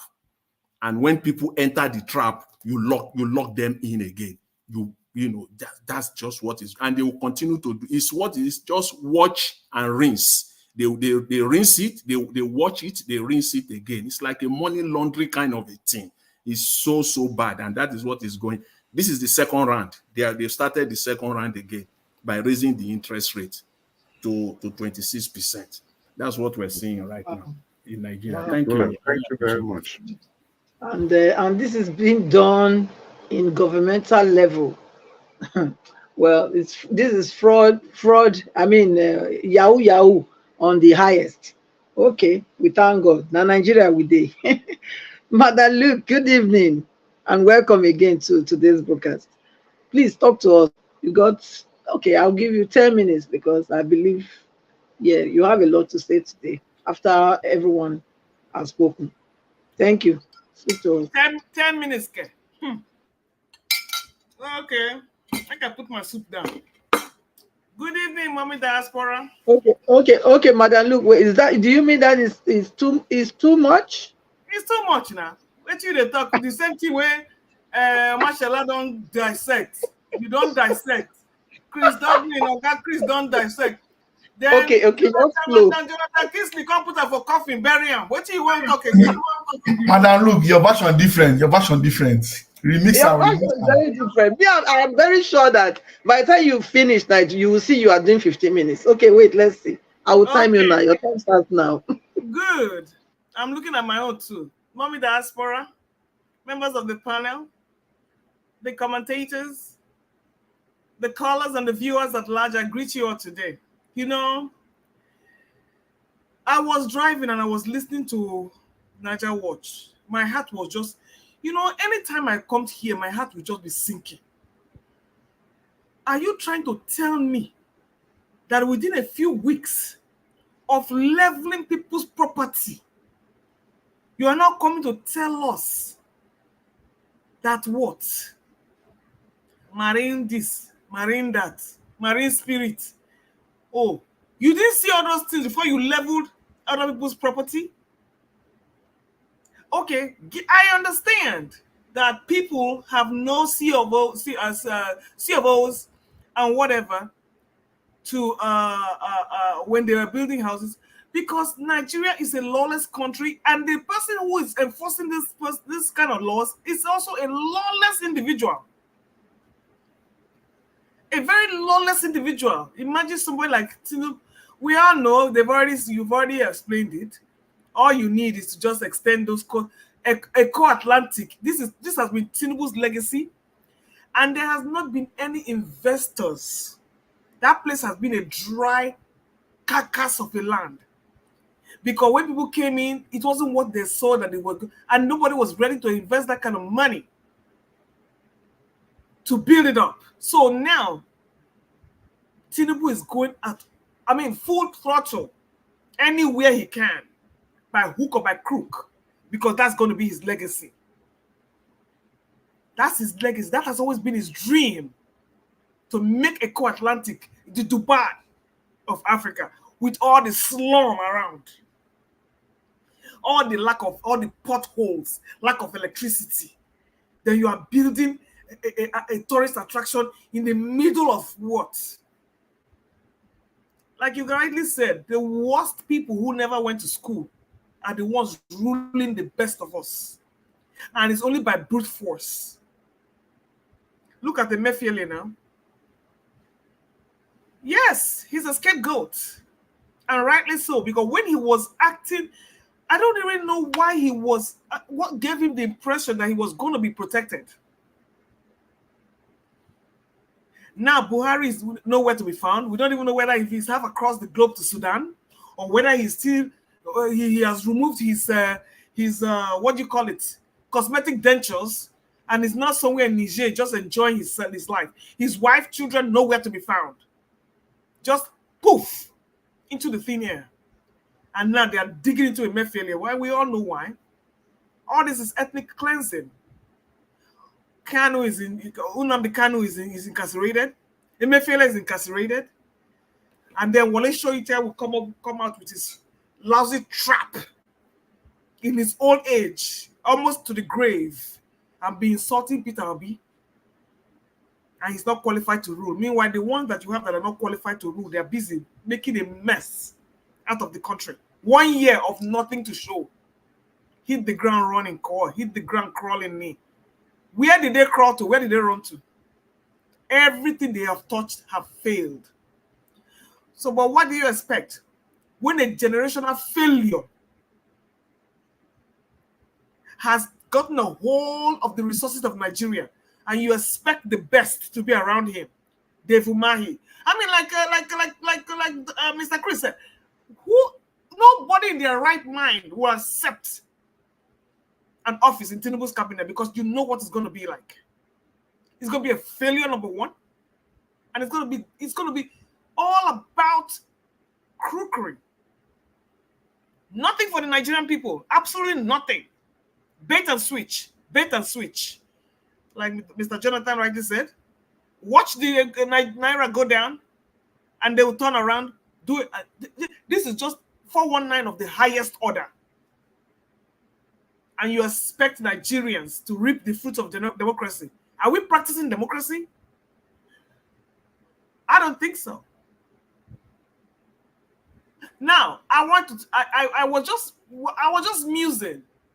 I went to look at this man, the owner of Gatwick Airport, Mr. Adebayo Ogunlesi.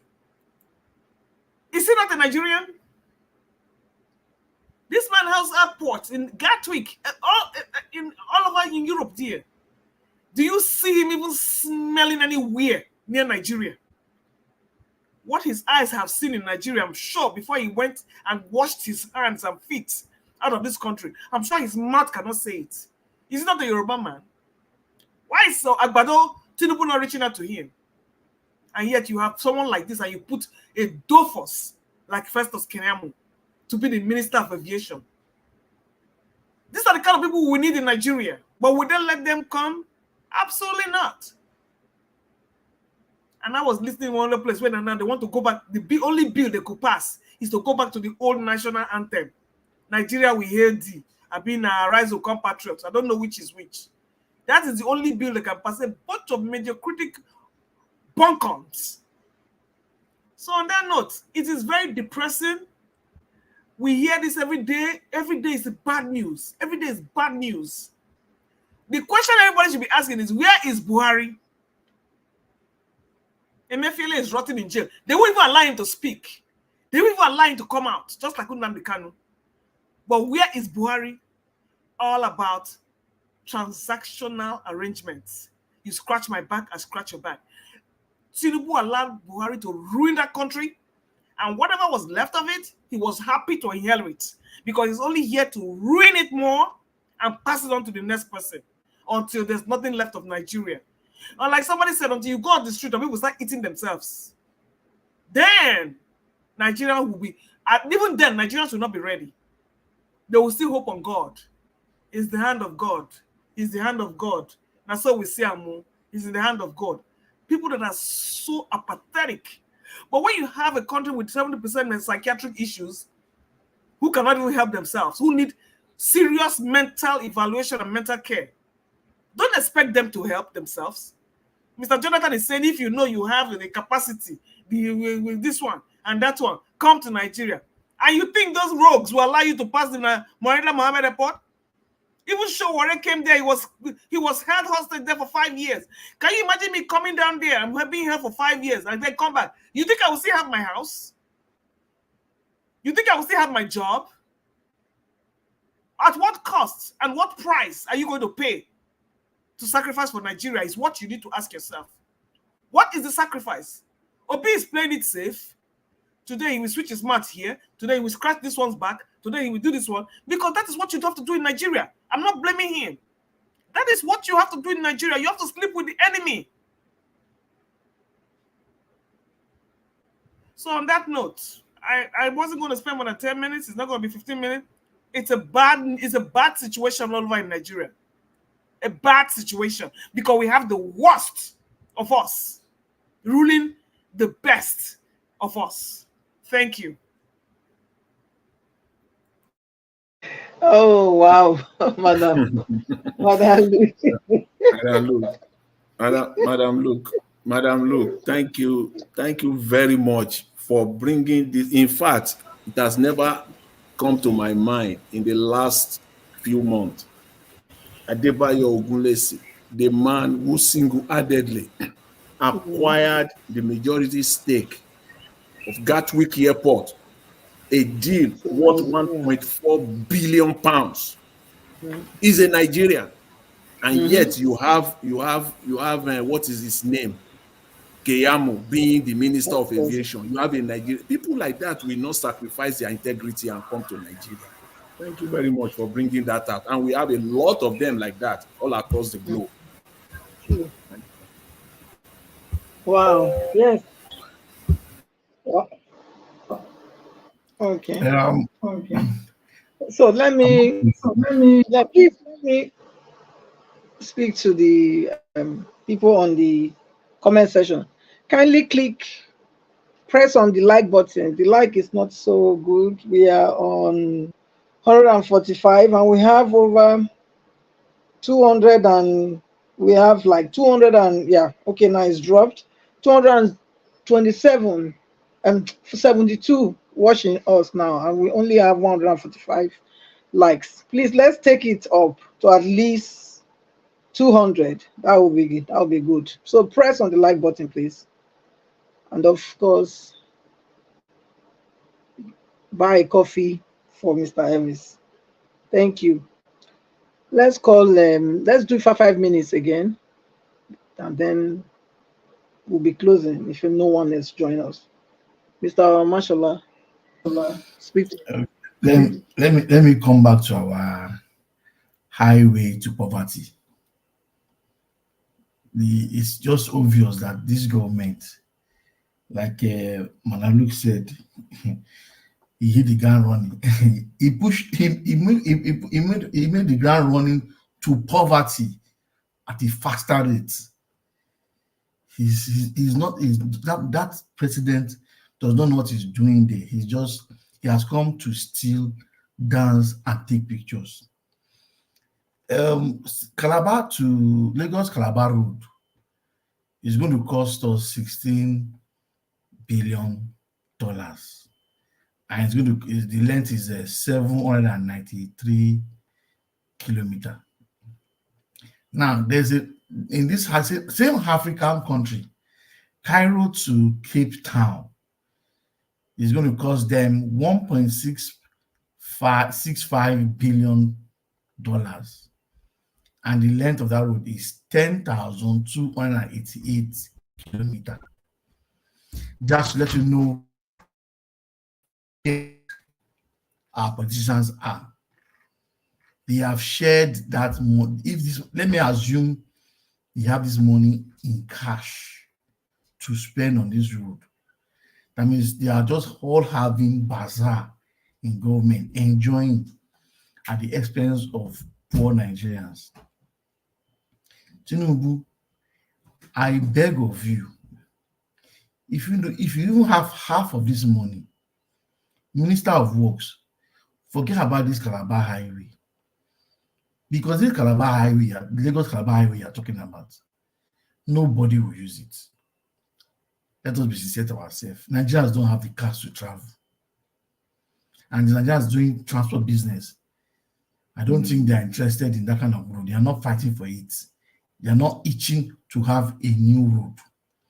The one they have been using, and they have been begging you, Lagos Benin Express Road is there. Ibadan Express Road is there. All the internal roads that you will not see water, you will not see swamp to spend on construction. You will not use so much of a concrete to do the road. Go and do that road.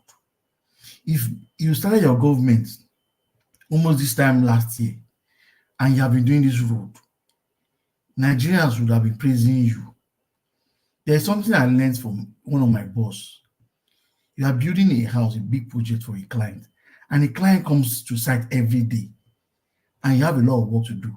And you know your client will not go around the entire building. Do the one you'll be seeing and be saying, yes, they are working, despite work is still going on behind the house.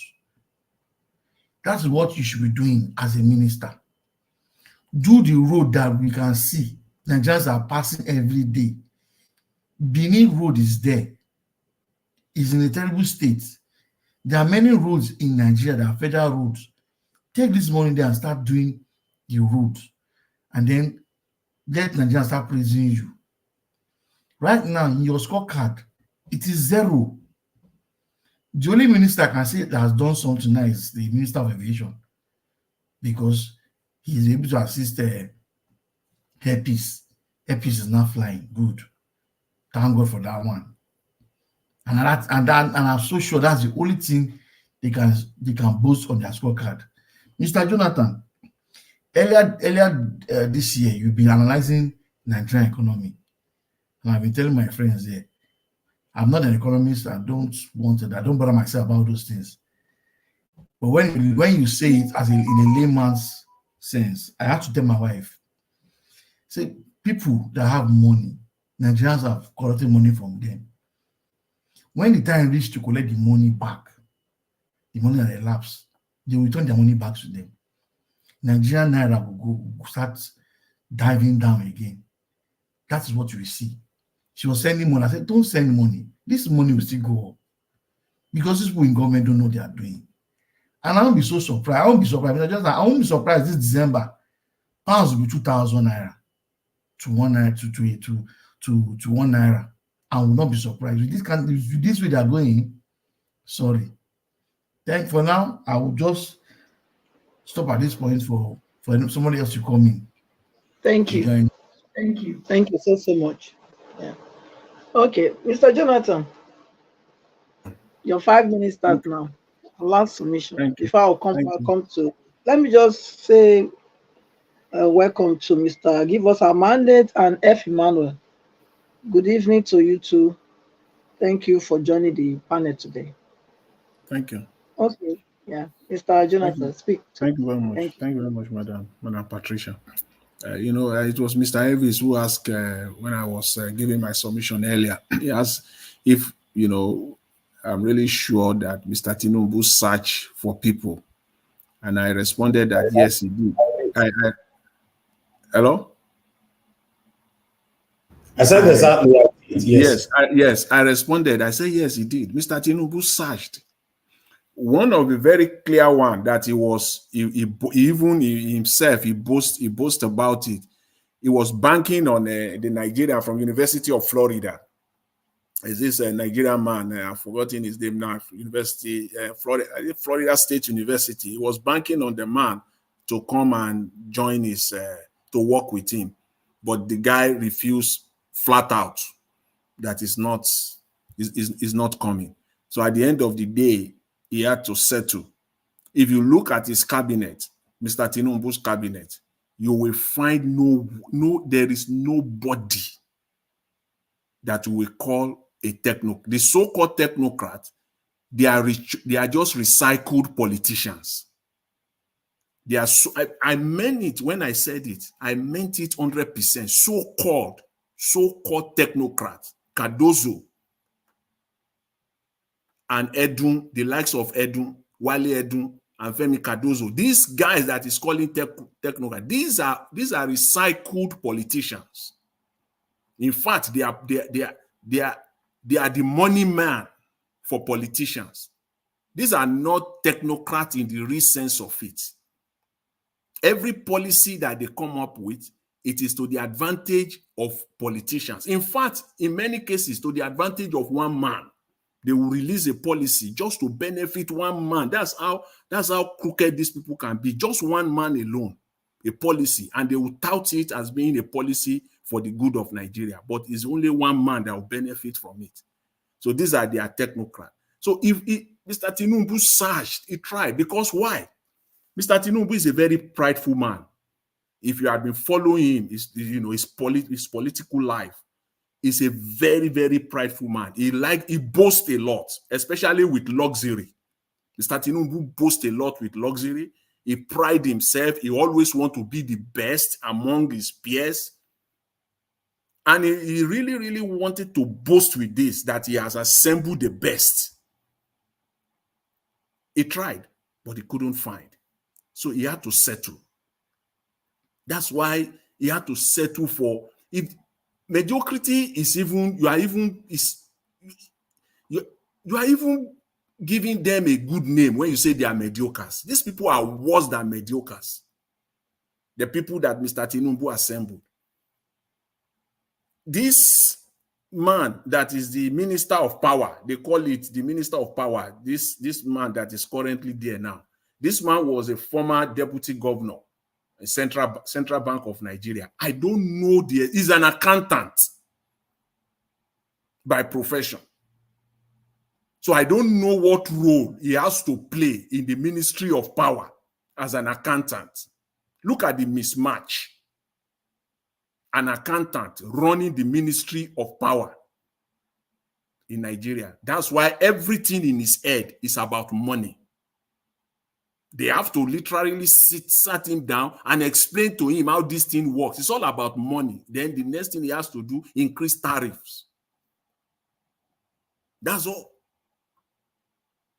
There is no real plan for electricity in Nigeria. That is one ministry. Take the Minister of Agriculture, another mismatch. Mr. Tinubu said in January 1st, 2024, he said they have acquired 150 hectares of land in Jigawa. We are running out of the second quarter of 2024. Mr. Minister of Agriculture, what is the update on that today? Where is that 150,000 hectares of land? They will just stock, no follow-up, no nothing. What is going on now with that 150,000?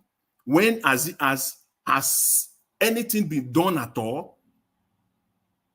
When will there be an harvest from this 150,000 hectares of land? It was all talk on January 1st, 2024. Where is it? This is the second quarter of 2024. In that budget of 2024, you say you are going to build solar panel street lights across the length and breadth of Nigeria. That almost 300 billion budgeted for street lights in Nigeria. This is the end of second quarter of 2024. Where are the street lights? Where are the ongoing projects on that? Please tell us, all those ministers that are parading themselves for the last 3-4 days now, self-grading themselves, giving themselves mark. Where are those street lights now? We are now running out. And these thieves, these crooked people, I know by September, they will say they want to pass another supplementary bill for the budget again. They will add to it. When we have not seen anything, street lights all over the place. 30 seconds left, please. This is just where we find ourselves. And at the end of it all, some people will find nothing to say rather than bringing Mr. Peter Obi into the mix. Where is Mr. Peter? Is it Mr. Peter Obi that planned the budget for 2024? Is it Mr. Peter Obi that appointed ministers? Is it Mr. Peter Obi that is running the Central Bank of Nigeria or the Ministry of Finance? Is it Mr. Peter Obi that is running the Ministry of Agriculture? See, it's so sad. Thank you very much, Madam Patricia. I'll leave it at that for now. Thank you. I appreciate it. Thank you so much again, Mr. Jonathan. No, they have nothing to show up for. But they can sing on your mandate, we shall stand. What a shame. Yes. Okay, Madam Luke, please. Oh, Mr. C. Dr. CM just joined us now. Welcome, Dr. CM. Great to see you. Thank you. Madam Luke, please come through. Your 5 minutes start now. Thank you. All right, thank you. Well, I don't know what it's going to take to see that ray of sunshine over Nigeria. It's all doom and gloom. Doom and gloom. Doom and gloom. And I always ask myself, I've lived half my life in Nigeria and half my life outside of Nigeria. How do people sleep at night knowing fully well that your next door neighbor cannot afford one meal a day? How are you in government and you are distributing a loaf of bread per 5 families or a quarter bag of rice for a whole community? How is that not the height of mental illness? We're not even in the realm of wickedness. I now believe that there are different ways for ritualists to make money. And I believe that the people in Nigerian government are first-class ritualists. They believe in sucking the bloods of Nigeria. They believe in sucking the blood of every Nigerian to enrich themselves. If every Nigerian drops dead today, it will not feel, they won't feel it. Even if their family members should drop dead today, they will not feel it. That is how selfish Nigerian leaders are. After all, you have the so-called your president Tinubu. We don't know how many children he's got. They keep coming up one day. If it's not Sheyi, there's another one coming up with a father of different.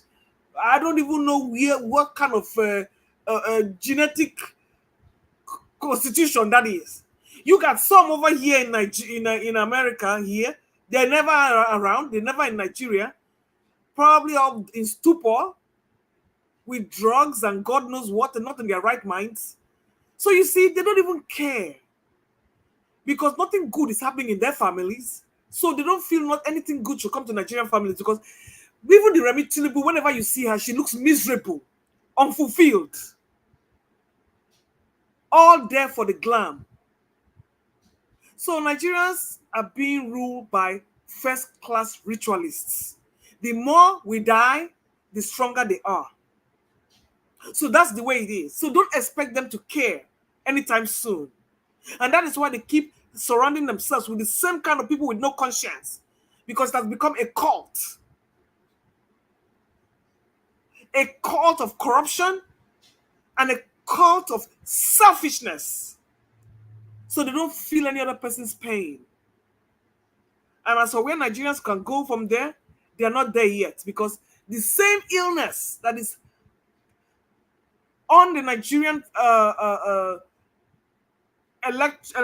electoral body or governing body is the same illness that is in Nigerians. Lack of apathy. The stupor in which they are. Nobody wants to die, but you are dying slowly because of tribalism and disunity. It's going to be hard. We're going to come in here and we're going to cry every day. And I'm so happy I have something to distract my mind, because like I said, if I were to live there, I don't know what my existence would have been like. It is miserable. It is pitiful. But you are dealing with people with no conscience, so don't expect anything to change anytime soon. Thank you.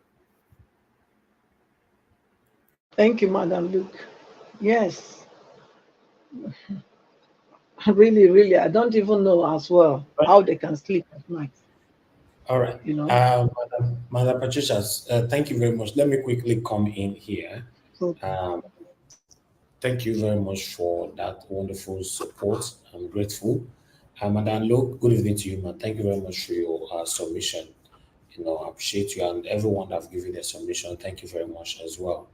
I would like to quickly before we come to the new people that just joined us now, come back to Mr. Jonathan. Mr. Jonathan, if you're there, the currency right now, as you see that our currency is Bala Blue, even though I've defended it in the past, but you stayed adamant telling us that, the currency is not going to go down. The Naira is depreciating again. What advice can you give this government, to help this currency? Thank you. Thank you very much, Mr. Elvis. It's as simple as as it is for everyone, for the layman. It's simply export. To help the Naira is export. There's no shortcut about it. It is simply export. But they have no patience. They want to do everything. Remember, Nigerian politicians cannot get over campaign. The campaign season for them now have started. They need something to be touting around all over the place. Imagine if they are, since 2023, they had actually, embraced export. Export should be, the way it is easy for someone to wake up in Nigeria, go and knock your neighbor's door for pure water. As it's very easy. That is one of the easiest things to do. If you need just sachet pure water. That's how export should be. Export should be as easy. I mean, if you gather your tomato in your village, inside your backyard, today in Nigeria, you can gather that tomato, put it at the back of your car, walk straight to the airport, package it, put it, and ship it out, and come back home in 3 hours' time. That's how export, if you know where it's going to, that's how simple it should be. No question asked. It is only through export that the Naira can perform. Anything other than that is not going to work. Basically, what we're seeing now is that the Naira is going to drop. I just told you that they've raised in 24 hours. The money is there. People want to make cheap money.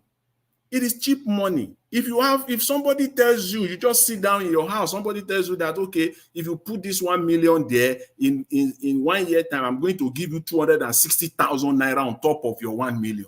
Who will not do that in the scheme of things?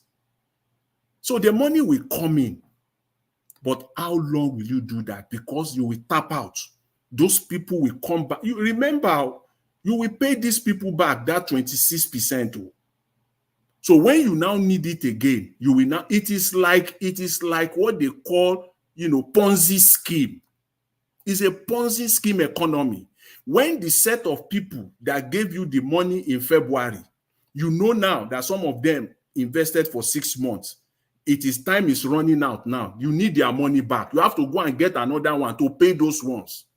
The one that you get now by December, you will now go and run again and get another one to pay those ones back. So it's an endless journey. Economy doesn't work like that. Nigeria is not going to move forward like that. It's as simple as that. So we are going to see the Naira dropping. It's a normal thing. It's going to drop because they've just see this cheap dollar now. So you think Naira is going to drop more than this again? Yeah, that is coming to like 1,003, 1,002. Yes. It's coming. Oh, wow. That when it gets to that level, as it's getting to that level, they will mop it up.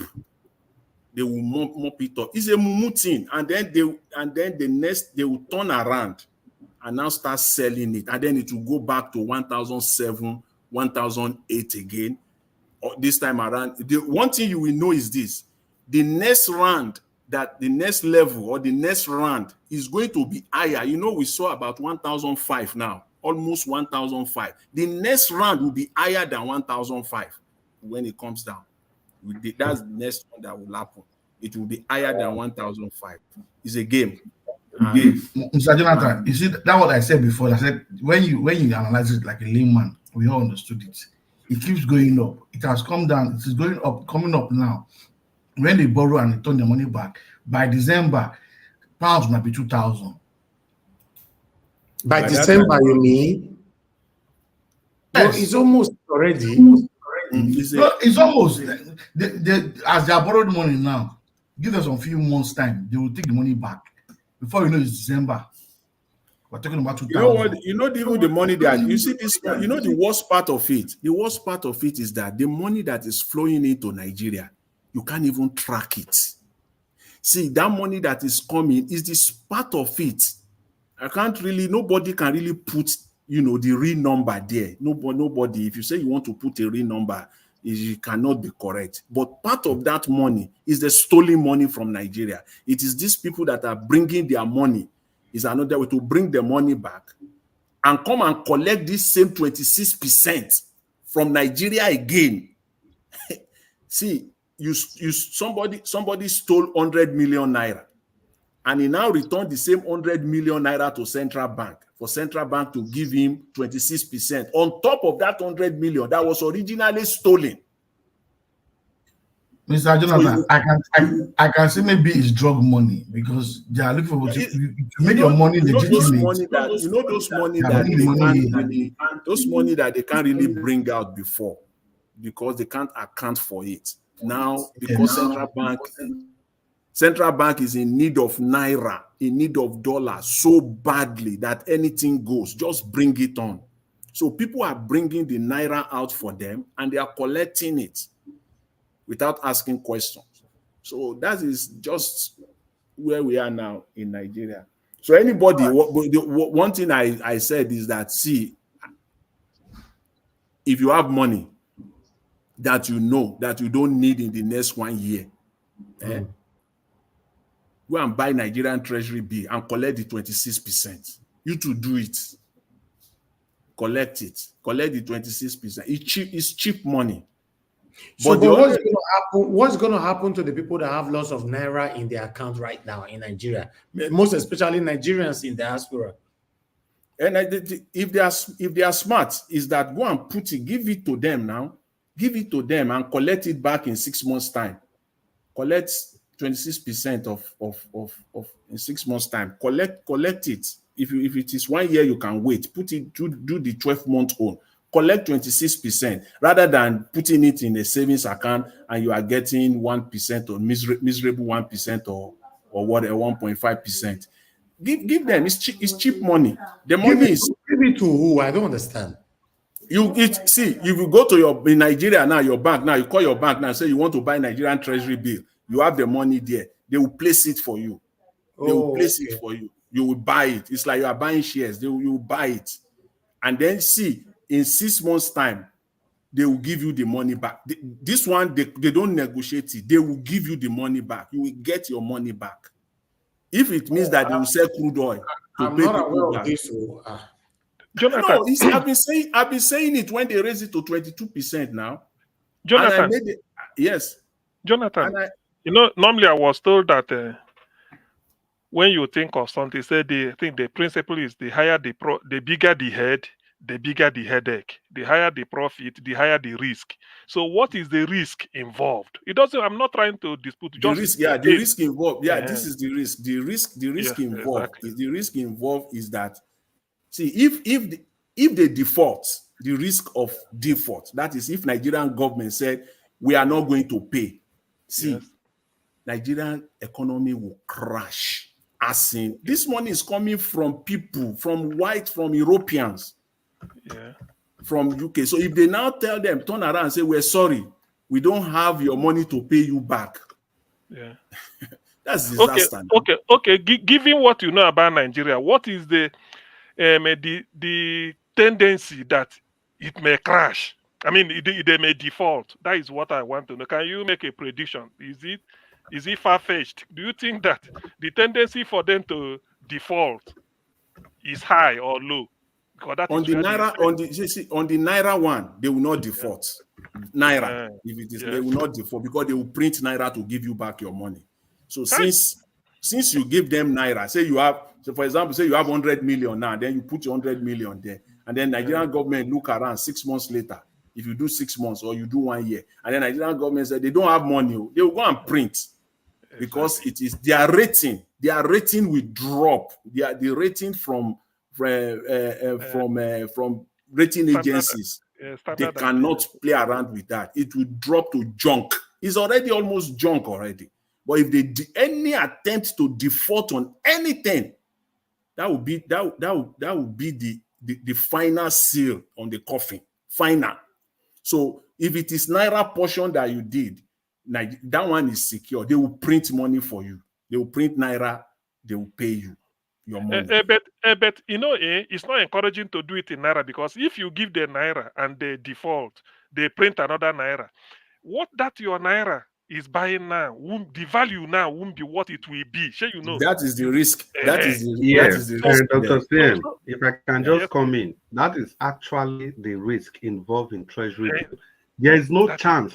There is no chance at all that you not get your money. They can't even default, because that is why it is called treasury bill in the first place. That treasury bill, as a nation, you cannot even issue bills that are more than your foreign reserve. So the treasury bill is so guaranteed that it is guaranteed to the third level, so that in case if there's going to be any, you won't even try it because your Fitch rating, and once you miss that, nobody does business with you again. You cannot pay your exporters, the importers, the forest trade, your foreigners doing business in your country. Everything is in shambles. But the only thing is that, can you not manipulate? Can you, since you said that treasury bill at least is dependent function of the foreign reserve, can somebody not manipulate it? If foreign reserve is $10 billion, if you say na 50, just to you see those ones that they are getting from Europe. You see those ones that are coming. Those ones that are coming from Europe or from United States or from the diaspora, that is foreign currency denominated. This is the backing that they gave it. They give it the backing with they use the foreign exchange, the foreign reserve of Nigeria to back it up. So if 2 billion comes in, they lock up. If 2 billion comes in, they lock up 2 billion. Yes, exactly. So you cannot do any export again. And it's not even a question of manipulation. It is open there for everybody. The CBN governors across the world, they know everybody is an open information. The only risk in treasury bill is this. For example, if you buy treasury bill, let's say for 6 months, you have ₦1 million, this at 26%. So in 6 months, you get 2,060,000 naira. So the only risk is that will it still have the same market value as it has today? That is the only risk. The question of whether the government is not going to pay, that one is zero. It is zero. Why I said, why I suspect that I said the money that is coming in is from the looted money. It is now easier to explain now that you brought this up.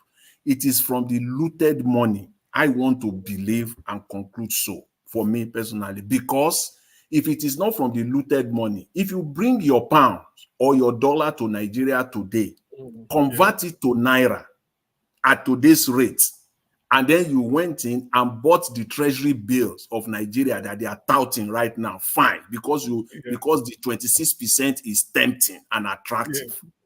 By the time they now give you your money back, say in 1 year's time, what if dollar now has now depreciated? So you will not get your pounds back if it was 1,000 pounds that you converted.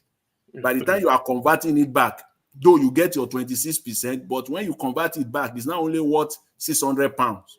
Exactly. So it be like saying na Jaguda then they in charge of the economy by herself. All this one where we just there. Mr. CM, you know what I thought?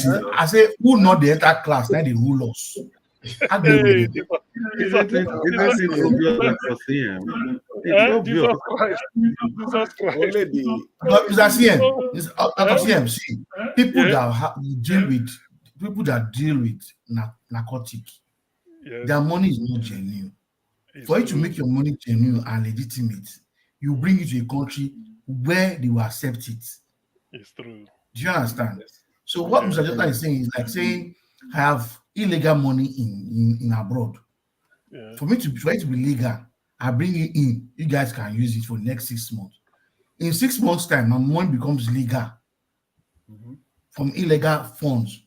When I bring it in, After 6 months, it has gone through baptism of legalness from Nigerian government. Now I cannot keep it in my domiciliary account in Nigeria, and I'm using it to do business.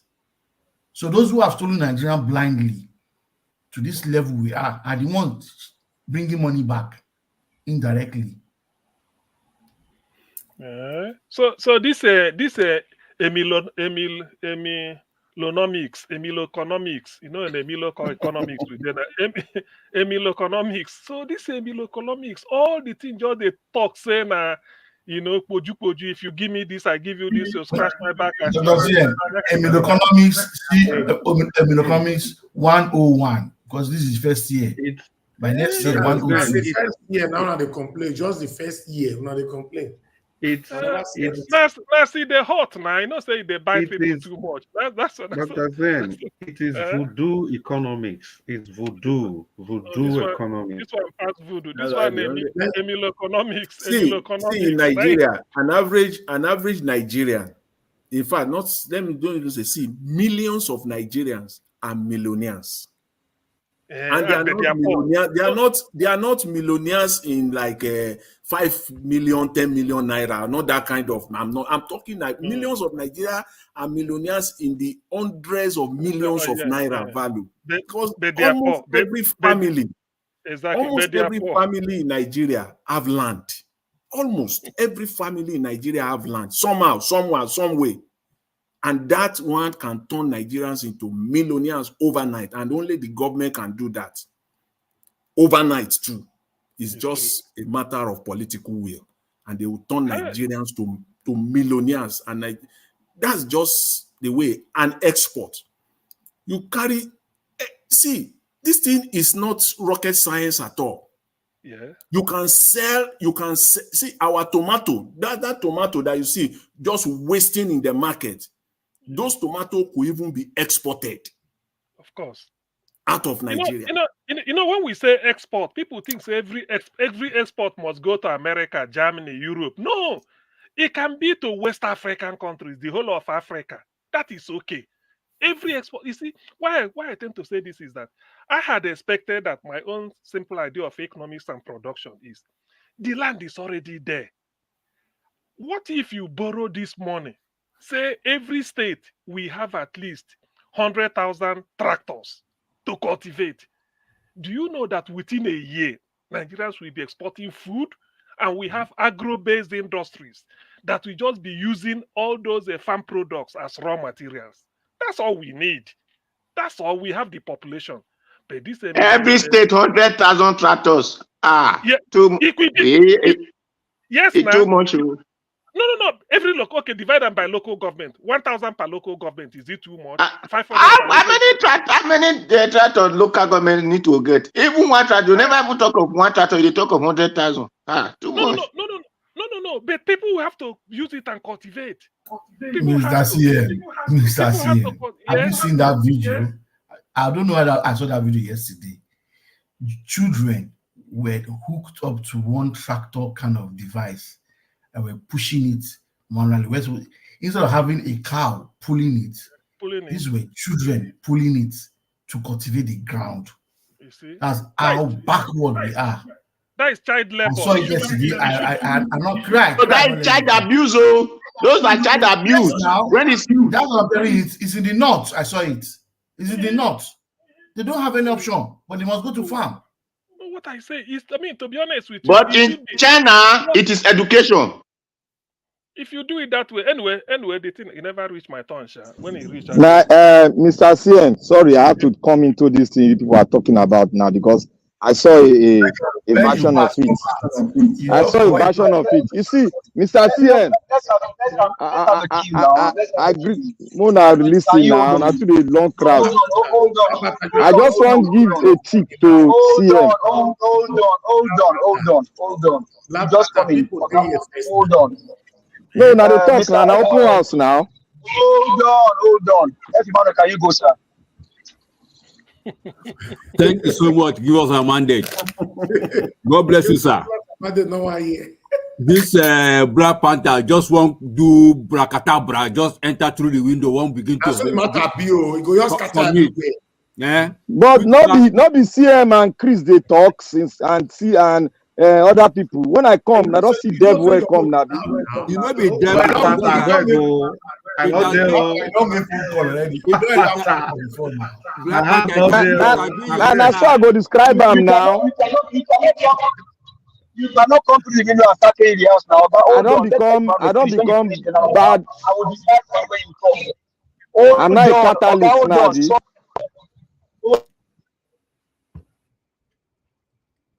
Black Panther, it has become your style, you know. So it's not new to us anymore. You better go direct to what you are saying now before you open. You go to break table now. Which style? Anyway, I saw people shouting. I agree to Black Panther wants to hit the ground everybody. running. He wants to hit the ground running. I greet everybody in the panel. Omashola, Jonathan, Chris Dublin, Mama Luke, Odua, Dr. CM. Give us a mandate. Odua, and finally, Black Panther. I greet every one of you. And those are the comment section. I also greet you too. Those listening across the globe, I greet you too. My big brother, Niger Watch, Mr. Elvis, I hail you. Anyway, looking at all the things you have projected today, the summary of what I've seen is the jaga-jaganess of Nigeria. From the rule and the ruled, the jaga-jaganess of Nigeria is beyond discussion. It's like the more we talk about it, the more jaga-jaga it becomes. Both politically, religiously, traditionally, and otherwise. You know? So, I have one thing I want to say, first of all, for that coastal road. I like taking my point from the scripture in the book of Luke, chapter 14, verse 28. So who is that person that want to, build a house that will not first of all sit down? Look at that word, sit down first and count the costs. You know the costs of demolishing people's hard-earned business enterprise, homes, and the likes. He didn't think twice. He just went ahead, just because you want to create an SPV for yourself. Now, what are we talking? A change of mind. Isn't that too late? What were you thinking? I remember the last time in Chatham House, you promised that you have the best team. You know how to assemble the best team. That you are asked questions, you started allocating questions to your team. Now that is your style. Now look at it now. 100 days in the office. What is the outcome? Demolition, outcome 1. Insecurity, outcome 2. Can I remind you what you call them? You call them teamship. Don't forget teamship. Thank you, my brother. God bless you. So we have seen the outcome of the teamship of Tinubu economics, or is it Tinubunomics? If I'm allowed to use that word. Tinubunomics has applied his teamship for 100 days. And we have seen the outcome of the teamship. We have seen the result from our currency. We have seen the result from the lifestyle of average Nigerians. Because the truth is, whatever you say, time is the only thing that reveals the real deal. Time, no matter anybody says, time is a great revealer of who really you are, or what really you are capable of doing, or what you are not capable of doing. Time will tell. And the time is already telling in the lives of Nigerians. From our currency, to our economy, to our insecurity in the land, and corruption. What about the illegality that is running through the judiciary? So that is why I say the jaganess of Nigeria has made us not to even know where to start. To everything just in summary, it's just jaga. So we'll keep talking for those who have the right mind to think. We'll keep collaborating together, those who have the right mind to think aright, so that by the special grace of God, this mandate will be retrieved in a systematic way, that even the person that he think is holding the country is thinking that he has all the foot soldiers everywhere, in House of Rep, is in government, different states, all will slip off his hand in this very eye. Let me stop there for now. Thank you so much, Mr. Mandate. God bless you, sir. All right, Mr. F. Emmanuel, God bless you, sir. Thank you very much. Madam Patricia, you were removed. I don't know why you were backstage. Put me at the backstage because like more people want to come in. You can put me there now. It's fine. I didn't know. I think it's Black Panther that knocked me out. No. I think it's network, so I Yeah, have to. okay. I thought it was it because they're always coming from the window. So Black Panther, leave Black Panther alone. I don't turn me to devil now. I go take that name now, no problem. But Mona no say who chop food today go toilet to. Black Panther, let me ask you a question. Who be the only gear of this platform? Now you now, not be you, now you. You don't know yourself. If you like, I don't know Naija Wash. I don't know him. Give me your title. Why they give me your title? If you see where they go league, go watch a movie now. That title now yours, Black Panther. So more people on the backstage and more people asking for link. Put me on the backstage, if so, for now. Yeah, let somebody else come in. All right, that's fine. Thank you, man. Thank you let so much. Else. Mr. Benson, Emmanuel, I beg understand though, everywhere don't full, but you can come in and just be on the backstage for now. When it gets to your time, you'll be put it in. Okay, let's move on. Thank you very much, Oga F. Emmanuel. It surprised me to see these people before they embark on that their journey. Naija Watch, put me on backstage, please. Okay. All right. Thank you, sir. Thank you. All right.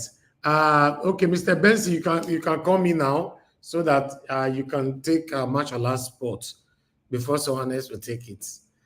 Okay. Let me quickly respond to Oga F. Emmanuel.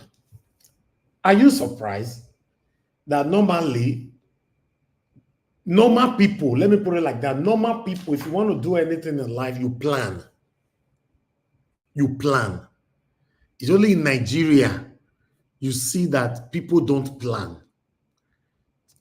Sorry, Nigerian politicians don't plan, not people.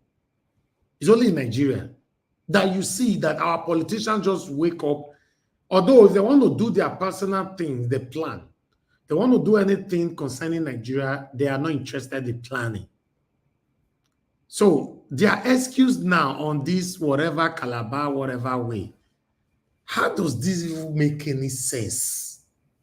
any sense that, okay, we have started it, we have destroyed so many buildings, we now get to realize that there's a cable, and that cable, one thing that happened, the other thing that happened. So what are you guys going to do about the buildings that you've destroyed? Mr. Evix, I thought, sorry, just 1 second. I thought, what was his name? Former Minister Dave Umahi is a professional engineer. He's not a professional. That's what you talk. So why can't he use his professionalism to advise his boss, which is Jagaban, accordingly? Now the professional system they use now. Now the professional system where they take money for pocket. Coming to come and sing on our mandate, we shall stand. Is this what you're standing after you are disrupting people's That's the new national anthem for Nigeria now. That's the new national anthem. On your Monday, we shall stand. It is well. God help us. All right. Before the next person we go on, let me quickly say this. Use this opportunity to pass this message to all Nigerians. All Nigerians. This message are for you. This message is for you. Anybody, if you know you are Nigerian and you live in Nigeria, it is more important for the people that live in Nigeria. I want to let you know that normally, you know, all our representative, our lawmakers, we are the one that put them there, right? But there's something that we don't know, that we have the power to remove them from there. Oh, okay. Some of you are not aware. Okay. I will let you know that in our constitution, you know, according to section 69 of the 1999 constitution as amended, I read, the process to recall a member of House of Representatives is started once the chairman of the Independent National Electoral Commission, INEC, receive a petition signed by more than 1/2 of persons registered to vote in the House of Representatives member constituency, alleging their loss of confidence. They have the right to revoke the power of their representative in the House. I want to let everybody in Nigeria, in your own constituency, to know today that we are complaining. We don't have the strength to hit the street to let the government know that they are doing the wrong thing. We don't have strength to do anything, rather than the strength that we have is to go lounges, drink beer, press blow, and do other inconsequential things. But I want to let you know now, in your comfort zone, just one person can come up with this form and pass it around in your constituency. Let's assume we have, who should I use now? Let me use any name. We have Osaze Idemudia, for example, that represented the Ikpobaoka local government, you know, up there in Abuja. The same constituency, you can go there. You can go there and pass that form. They are not telling you that everybody that voted must sign that document. No, half of the people that voted that person in to represent you in your constituency. Half, just half. Tell them that, tell the INEC, support everybody that will sign it must have a voter's card anyway. You are registered to vote. That we want this person to be deported back home, all the way from Abuja. Deport them with immediate velocity. Because we all have become so lazy, we can't hit the streets. But I'm giving you the different option right now that you can do according to Section 69 of the 1999 Constitution. That's why I know I'm only doing my part. I know that many people don't take this one serious because we are not serious. We are never serious. That's just the fact. Thank you. I'd like us to move on to the next person. Mr. Elvis. Mr. Elvis, that section that you quoted now is very relevant, and it's one of those areas that I believe has been mentioned on this platform several, especially when they collected that their Jeep, 160 million naira Jeep, that there should be a recall. And I think I just want to ask if you can use your good platform to start this process. On a I don't mind. Very rigorous to, because the issue is that we cannot assume that Nigerians know these things. Some people many millions of Nigerians claim to be educated, but in the real sense of it, they are not. Naija Watch, let me give you an advice. Make that section of that constitution a topic and quote it online there so that we'll discuss it. Then some lawyers will come in and advise Nigerians on how to go about it. Simple. All right, that's it on the screen so that everybody will be aware of this. Many of you, and yes, sir. No, finish. I be want to add small thing, but may you finish. No, go ahead, sir. Go ahead. And the small thing I be want to add there, you see this section, so it's a very, very important section. But the problem is, say, the people we're going to implement them, because after that signature is collected now, it will come out from the people hand.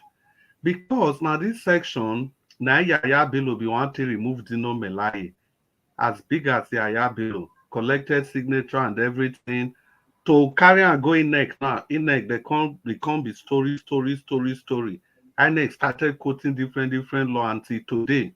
Despite say they collected signature in Kogi, they're not for use until do Dino Melai anything. So this kind of thing now, just like you talk, if we get better lawyer before we even start the process, so any of the potholes, any of the loophole, the lawyer go help person cover them. Because I think part of the problem for Dino Melai own, whether they say not follow due process before they collect the signature or something like that. But now very, very important part now you bring. So thank you very much. Very, very important. Yeah. The truth is, it's very unfortunate. You see, many of us on this platform, we are very consecrated to what we do here daily. Like I've said before in the past, let's assume that we just have 50 Nigeria Watch platform.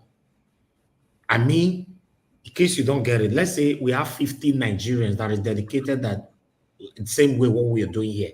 Every day, 365 days in a year. 50. Because they say we'll be 200 million for Christ's sake.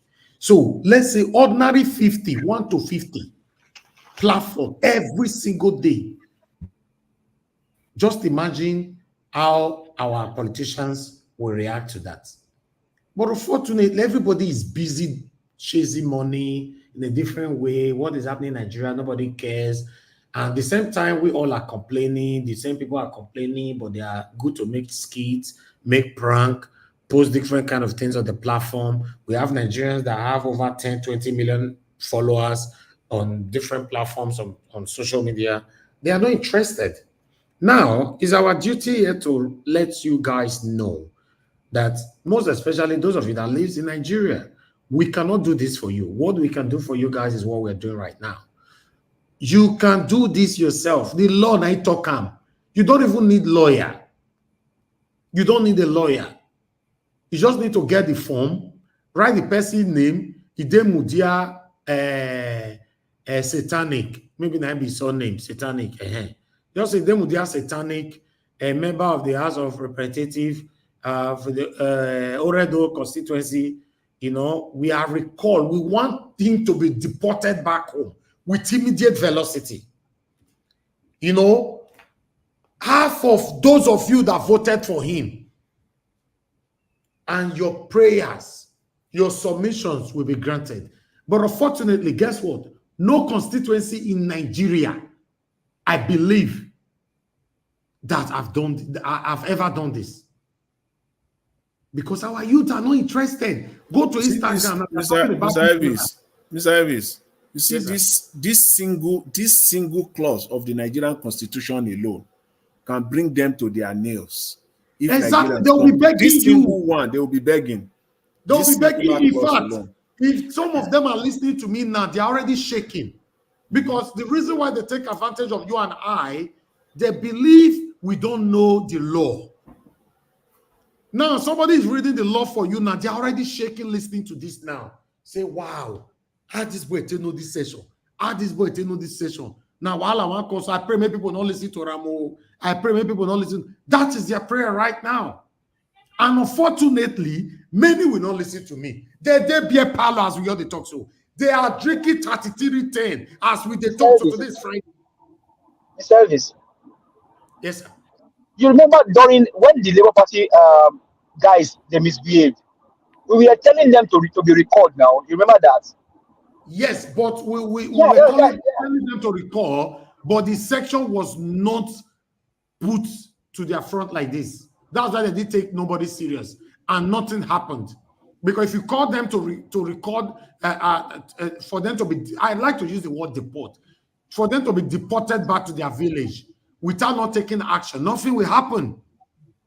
Yeah, it was literally based on the law. It's just that Nigerians, like Mr. Jonathan was saying, Nigerians are docile in a way because ordinarily, this that you are showing us now, I mean, we can even cut this part of this video and just send it, and let's see how Nigerians will react to it.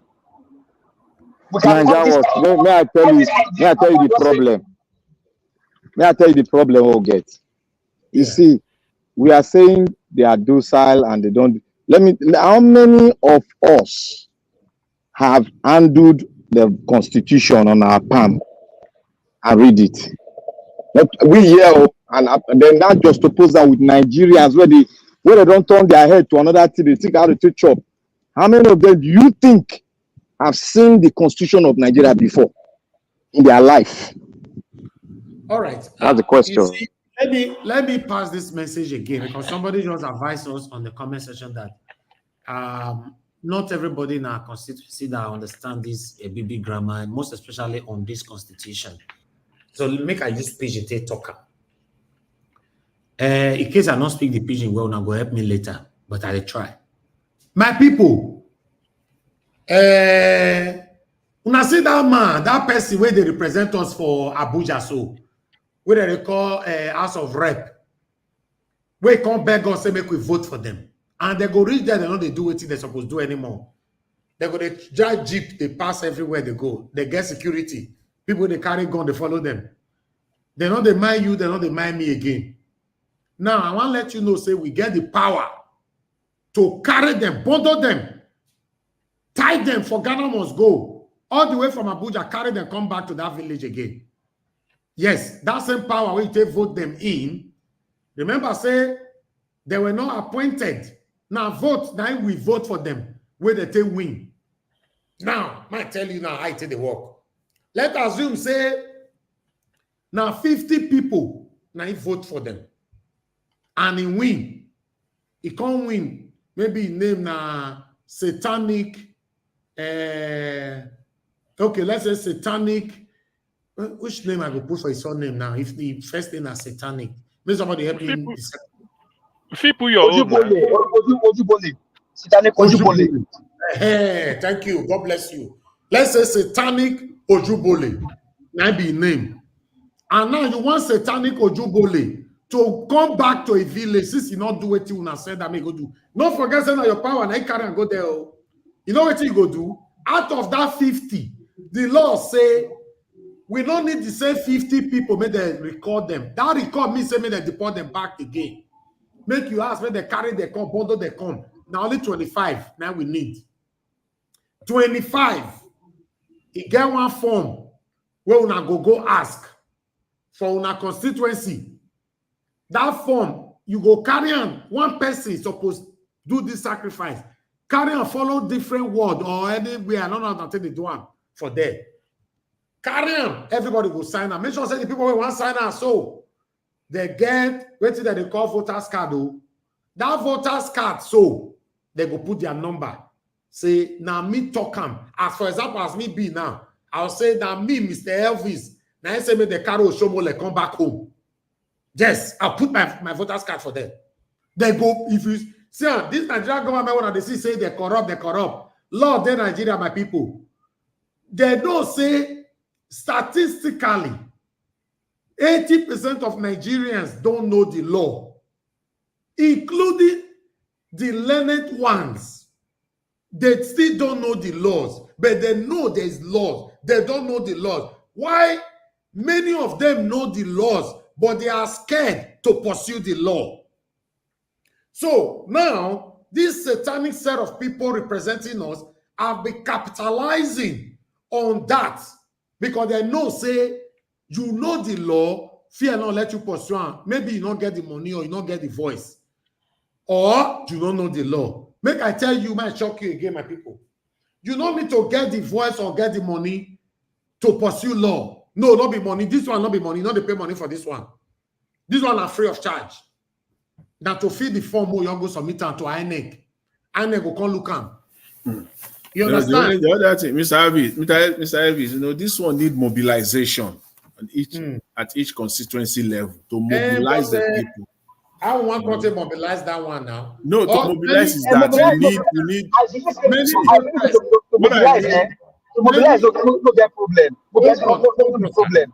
One if they're ready, they go do. What I mean is that protest where I don't do for this platform and my own money. Naija watch. I know the process, but no talk finish, because if you talk finish, they go get one position where they will go block. No talk finish, I beg. No, I don't want to put that area. I know the area where they talk. Many protests will don't do for this platform. I know they come on air to ask people, say me they give me money. I fought land grabbing in those states single-handedly alongside with my team. We carried out series of protests. We don't they come say make we bring money more gold protests. You understand? For this one, so and my power not go reach. If I want to make it pass all constituency, mute yourself. Now who be this? Hey, Oga Jonathan, what did they happen? You know, they hear you for that side. Now still they hear me so.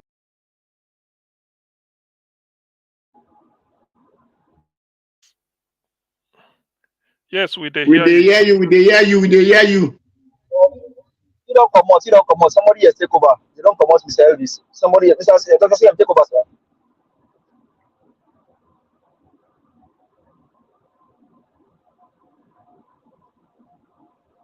Dr. CM, Mr. Elvis is not there. Can you take over, sir? Yeah. Okay, what I wanted to say today, probably I say it now, is this highway to fraud. You know, this Lagos Calabar coastal road. You know, we said, I think the first time we spoke here, we gave alternative in which I listed about can you guys see 3 routes across the. Yes, we can see you. CM, between. All right, make una no verse. So now no say the important information they pass. So now so that your pass back come catch me. Now I make the no say they don't attack me since. And they pass important information. I have a question though. I have a question, sir. Yes. Okay, now, did I hear F. Manuel say that they suspend the highway to fraud project, or they are still on it? It's cancelled. Not suspended. It's not cancelled. Okay, so let me tell you something. So on my X handle, if you follow me, you see it on my X handle. Now, Bloomberg made a revelation on that highway to fraud. I think that is where their problem started. Is on my X handle. Bloomberg made a revelation. You know, see the matter where we get for this platform. They talk important thing. No, don't change them. No, go ahead, sir. Go ahead, sir. I'm sorry. Go ahead, sir. Sorry, sir. Go ahead. They talk important thing will never conclude. Now you bring another topic. It shows that both all of us are here. None of us is serious. Naija watch. Uboligi continue. It's the truth. With the past important information, we will never conclude. Now your job go back to what we don't talk is. This is what we're supposed to discuss before the ending of this broadcast. Oh yeah, continue. All these people representing us today, they are deliberately doing what they are doing. So to be honest, I've done my part. It's up to, unfortunately, Nigerians in Nigeria, most of them are not serious. I'm sorry. Today is Friday. Tell your family member when they drive around your state or your city, I mean. You'll see all of the day beer parlor right now. It's the truth. They are not serious. Go to Instagram right now. Go to Today and normally see what Today and all the post. You go post, blue, all of them go begin a comment. These guys are they're not interested about what is happening in Nigeria. If you have to reach out to people individually, they will insult you, telling you that I beg, carry Nigeria matter, they go that side when they discuss something important here. So it's crazy. My people, now so I talk and reach. I'll leave the floor. Let people who never talk, me they still talk. Let's come to give us a mandate, speak to us, then we'll come to Augustine. Thank you. No, Nami go talk now. You come after me now. You come behind me, Oga. Sit down, man. Sit down. You come after me. I don't talk finish now. Sit down. You know, sit down. I never talk. Augustine never talk. Mr. Dua never talk. So he want use Texas this thing for me. Sit down, my brother. Before Mr. Dua. If I put him on backstage, put him on backstage. Thank you. Thank you very much. Well, greetings to everybody. Hopefully you can hear me clearly. Greetings to the panelists and the comment section. Nigeria Watch Media. Greetings to everyone. It's Friday. Well, thank you very much for all that you do, Mr. Elvis. I mean, the way you take your camera, so be, and I thank you for using that our local English to talk to Papa, Mama, Pekin, we there for village. We don't understand. Say we get the power. So Mama, we there for only your junction, or if you are a junction, or if you there for Omuano, or you there for Olorunshogo or for Akara, you get power to take away these people. Like Mr. Emi talking before, you get the power to remove them. Just carry your PVC, call your village people, ring bell, call them, say, this person will there for there, where we say, go represent us. So Ale pe wọ́n padà ẹni agbára àti ipá láti pè wọ́n padà sílé pé ẹni tí a ní kó lọ ṣojú wa ní ilé aṣòfin olè ni wọ́n olè ayé àtọ̀run ni wọ́n ń jà wá lólè ni. So ẹ̀yin tẹ́ bá wà ní Èkó, tẹ́ wà ní Ọ̀yọ́, tẹ́ wà ní Ògbómọ̀ṣọ́, tẹ́ wà ní Ìbàdàn, ẹni agbára tẹ́ bá ṣàti ní káàdì tẹ́ fi dìbò, ẹ lè kóra yín jọ kẹ pé wọ́n padà sílé, ẹ kàn lọ fíìlì fọ́ọ̀mù tí ẹ lọ fíìlì wọ́n ti bá ní fíìlì fọ́ọ̀mù yẹn ẹ fún INEC, wọ́n á pè wọ́n padà sílé. Olè ni wọ́n, olè ayé àtọ̀run ni wọ́n. So you can call them back, ẹ lè pè wọ́n padà, you can call them. Now if you call them back, call them, they are all thieves. Now on the other side, now on the issue of the highway to fraud, they don't have any option to cancel it. And I will always thank my principal, Mr. Peter Gregory Obi. Is the only opposition, including myself and yourself. And that's why it bothers me when people tell you that they are obedient. You are not, you are never obedient. You are obedient, but you are not, you don't have anything that you don't have a principle that you stand for. You were never obedient. You are just being tossed around by the winds of politics to the right and to the left. If you are truly an obedient, Mr. Peter Gregory Obi, you will be behind him. You will be behind him. I heard people saying that when he did support Olumi, he has no choice than to support Barrister Olumi Yakota. Hey, leave all of those narratives. It is either you are never obedient or you don't know what the movement stands for. And I want to thank him especially for calling out this evil that these guys are doing to our nation. The evil. And again, Dr. CM, special thanks to you also, Dr. CM. Because that revelation, like you analyze them here that day, on the roads that we have in our 6th political zone, honestly, there is no other way to analyze those roads. My brother, God bless you, sir. Honestly, if they listen to you, I hope that Mr. Emil can share that video again. I need for Tinubu and his team that he called Teamship. Go to Nigeria Watch Media. Go and look for that special video, that special clip that Mr. Elvis caught when Dr. CM was analyzing that road, the roads that we have in our 6th different geographical zones. If you can work on that road alone, it will open up our economy. Just fix those roads. It just shows you that Nigeria, our roads, we are interconnected. Leave this highway to fraud thing. Is a special SPV, and I bet you, I kid you not, they have allegedly stolen money using this SPV. I bet you, these guys, they have stolen money using that SPV. But what evil? This is evil, because ordinarily the money that you stole allegedly now should have been used to repair our the roads that we have in this 6 geographical zone. It will allow our farmers to be able to move their goods around. Mr. Jonathan said earlier, you can plant tomato at your backyard. If those roads are there, it will be an easy way to the port for you to quickly ship your tomato either to Ghana, Zambia, Rwanda, Ivory Coast, or even South Africa.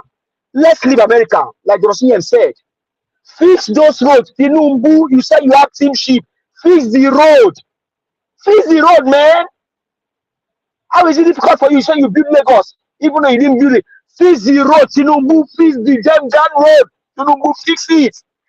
Fix it, man. They say you have team sheep. I don't even know if that team sheep is a correct English. Is it a correct English? Team sheep. That was the first time to hear it. Fix the goddamn road.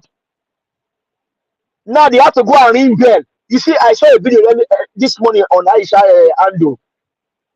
You know one of them was saying that he's a social media controller. That the Ministry of Information, they should tell Nigerians what the criminal administration has done for Nigeria. I was just laughing. Hey, if you do it, you will not need to tell us. We will see it. It shows that you have not done anything. You guys are criminals only. But how about Ojibole? You guys did nothing.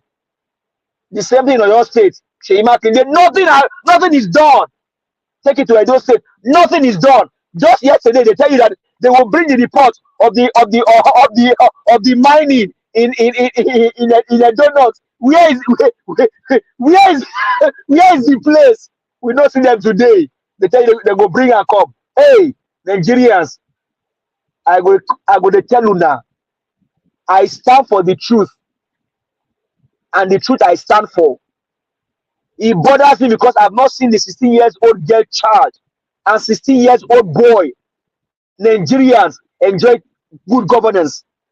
They tell you yesterday they will bring the place in the donut where they are mining. Where is the place? Mr. Malik, they've not told you the place, so I never hear that today. They say they go bring and come. Maybe they don't take. Maybe they bring away. I don't hear. But me, I never hear them. That's how they keep telling us lies. These evil politicians, satanic evil men. Tinumbu, you say you can eat the ground running. Hey, run, you never run. Run well. Run well. Fix the goddamn roads that we have in our geopolitical zone. Fix them. When you fix them, you open up economy for Nigerians. And then, hey, it is not hard. And that's why for every problem they created, Peter Gregory Obi has the solution. For every problem these guys created, even the one that they had before, Peter Gregory Obi has the solution. I will never regret following him. I follow you yesterday, Mr. Peter. I am here with you today. I will still follow you again tomorrow. Until you choose to do otherwise, I will continue to follow you. You have the solution to all of their problems. Everyone they created, you have a solution to it. And if you are thinking about Mr. Evans, I wonder why you care about the naira going down. Care about what? These guys, they don't have anything to do. So you going to check every time. My brother, don't give yourself high blood pressure. Don't just give yourself any high blood pressure. These guys don't know what to do. Mr. Jonathan, you said export is like pure water. If you go and knock at the door of your neighbor, you don't get pure water, you don't give you anything now. These guys don't know what to do. It is simple. Demand and supply, production is simple. Give us a mandate. Manufacturing is simple. Yes, sir. Give us a mandate. I'm begging you 30 seconds. Just want to Go tell, ahead, sir. give information to everybody now. If you are Okay, in go ahead. diaspora, if you're having your money in the bank, don't even think you are going to make any profit. The money is going to be devalued more and more and more. So don't think about any profit. But if you have dollar, you can do whatever you want to do. But if you have naira, forget about it. It's going to be devalued. Okay. Man, so Mr. Jonathan, you saying that it's like going to your neighbor's house and go, nothing. And when you want, it's only say, and when they afagburi ni won, they don't have anything to do. They don't have it. And so, Ministry of Information, governance, you can feel it, you can see it, you can touch it. Black Panther will bear me witness, and that man is here. In my city here, in my local city here, DFW area alone, you can tell them how many construction is going up, how they are tying our in-road, our street roads that Dr. CM talk about. They are, you see how they are tying them. You need to see how the concrete, how they look like.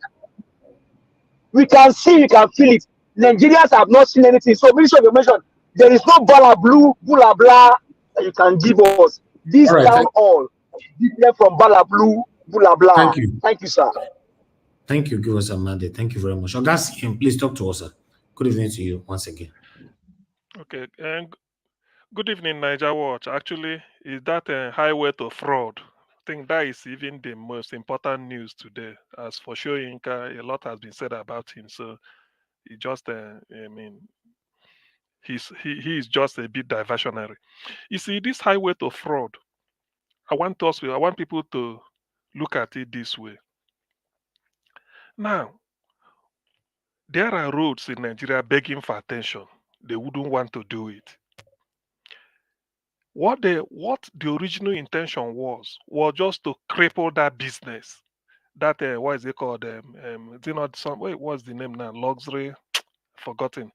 The business that they demolished, and attempt so that the road will pass through where they wanted it to go. Why this government is tunnel vision is this? Somebody wrote in one of the Twitter, I don't know whether it's true, said about 4,000 people or thereabout are employed within that ecosystem, that area. That demolishing all those things will put them out of job, even if you pay the man compensation. Because if you pay the person compensation, it will take him at least some years, some time to build up the business somewhere else. And those people you've thrown into the job market, is not likely to call them back again. And so such a business, maybe about some thousands direct jobs, some are indirect because they also do supplies, something like that. So that is the economics. But all those things have been destroyed simply because Agbado want to grab land. That is by the way. Now let us look at Dave Umahi as the main misfit. Because sometimes I don't want to use certain words because of the regulation here. Let me say misfit. That is not an insult because according to Moshola today, I think he's not an engineer, he's not qualified. I was looking for one somebody should help me. There was one quotation made by Reverend Father Matthew Kuka, the bishop of Sokoto Diocese, Catholic bishop. He said in Nigeria, I may not quote him exactly. He said those who what is it called? Those who had first class will be serving those who have second class. No, I think either those who have first class will be riding Okada, while those who have second class in the university will be what is this thing? Will be working in the bank. Those who has third class will now be presidents or governors. Why those? I think those who, I don't know, the one that will be armed robbers, that will now be armed robber that they will report to. That's the way he put it better. I think I'll get the quotation one day I say it. So that is exactly what is happening. You see, for those that will one day now, they say, Dave Umahi, something may happen. He say, Igbo leaders, they will call Dave Igbo leader. This is a man that borrowed money I think I keep digressing. because we are talking of Edo this year, I've seen what Obaseki built. Let me just say this. I think John Odige Oyegu, something in public something training institute. Even if the building is not good, even if the building is kitchen line or it's not, but he named it after somebody from Edo State. Whether the money was borrowed or not, he named it after a former governor. John Odige Oyegu is from Edo State. But could you believe Dave Umahi borrowed money that a Ebonyi State government will pay with interest, used it to build an airport and named it after Muhammad Buhari? Now, Muhammad Buhari had now to tell him, I do not deserve it. Your brother Chubo Kadibu, late Dr. Chubo Kadibu, who was the prime mover, who conceived the idea of a Ebonyi State, said he deserved it. Go and name it after him. And this is a man they call, tomorrow people will tell me, Igbo leader. Look at the type of advice he gave to the president. Even if when the president is telling you that you should do it, you could have resigned. You could have said no. That under whatever it is, it defies professionalism. You cannot go and destroy something like that and then be putting something without EIA, environmental impact assessment. That environmental impact assessment will tell you whether there has been cable laid underground or all those things they are discovering now. Remember, is it Laila, the journalist from Arise News, who stood her ground to tell Dave Umahi that no, you need that. And Dave Umahi insulted her by saying it is not for you to give, we've gotten it. It's the government that will give that. It's not for you to give. Look at the arrogance. One day, Niger Watch, you play that clip. I think somebody asked for it. I don't know whether I missed it. You will replay it. You see what a minister was insulting a journalist, a young journalist who is old enough to be to be his daughter. He insulted the lady when the lady was saying we need AI. Have you gotten the approval? EIA, environmental impact assessment, all this thing. He said yes. It's not for you to give. We've got it. It's government, not for you. What an insult! And today he's now doing 100 sort of a U-turn that they are no longer doing it. What is the reason? Because of that same fault. You see, this is exactly what we say here. When you see this, what is happening in this government, this is just a government of fraud. A government of fraud from beginning to the end. I keep saying it. This is pure fraud. The essence, the aim was just to demolish that, owned by the people they don't want to see them own properties in Lagos, and then make sure that that land is no longer useful to them. It doesn't matter after all, like we've done, like they can print, say how much does it cost you? So million naira. They print it and give you. It becomes a worthless paper. So tomorrow, Dave Umahi, people will tell me, oh, Dave Umahi is Igbo leader. How can this person be a leader? How can this person be a leader? Now, I want all people to also have some contrast. Dave Umahi borrowed money, built a medical school from the scratch in Ebonyi State, in his hometown, and named it after himself. He borrowed money, built a market, and named it after his wife. What sort of nepotism is that? You see, these are some of the things that when in future you see people stoning them, maybe Igbo youths taking out when they are incandescent with rage and they want to deal with them, either in foreign capitals. People will say these people, they are not well brought up, they insult their elders, they do this. Look at Ekweremadu today. It took Ekweremadu to be in prison for people to realize that what people did to him in Germany in 2017 or 2018. So this is what we are talking about. These are the type of efulefu, to use the word. These are people that are worthless. They will bring them and make them just wear them the garb of a minister. Now look at the profession. Is that not assuming the minister for works is one type of lawyer? If it were during Fashola, they say, you see, Fashola is a lawyer, senior advocate. What do you expect? Son, he's supposed to be attorney general. But this is somebody who says he's an engineer. And remember, all the time he said, I'm a fellow of Nigerian Society of Engineers. I don't know whether people do see it. I'm a fellow of Nigerian Society of Engineers. Now look at the mess. Look at the mess they've made of it now. Look at the wickedness they've displayed. Yes, as much as we blame Tinubu's government, but to me, Umahi should take 99.9% of the distance. As a professional, you say no. If he insists, you say you resign. That is when you now what your weight in gold. That you colluded, covered everything, even challenging people that are pointing out. Only that you want to destroy it. When sometimes you will say we shanty towns, we didn't destroy anything. These are just shanties. Now look at the mess. How do you explain this? And you put this against the background of more than 50 roads scattered all over the 6 geographical areas of Nigeria, begging for attention. Half of, so about 10% or less of this money should have taken care of those roads. Somebody was just showing me 700-kilometer road between somewhere in India, I think New Delhi and Nagpur. They are going to build it for $9 billion. Started in 2018 to be completed this year.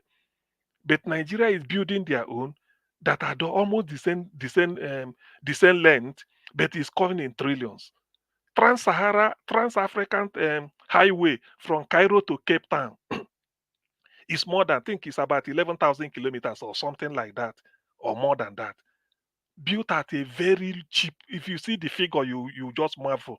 It's not even, I don't think it's up to 20% of what this road will cost. And Dave Umahi was instrumental in making sure that they destroyed the business owned by people owned by Nigerians. And as an engineer, tomorrow he will not come and take credit.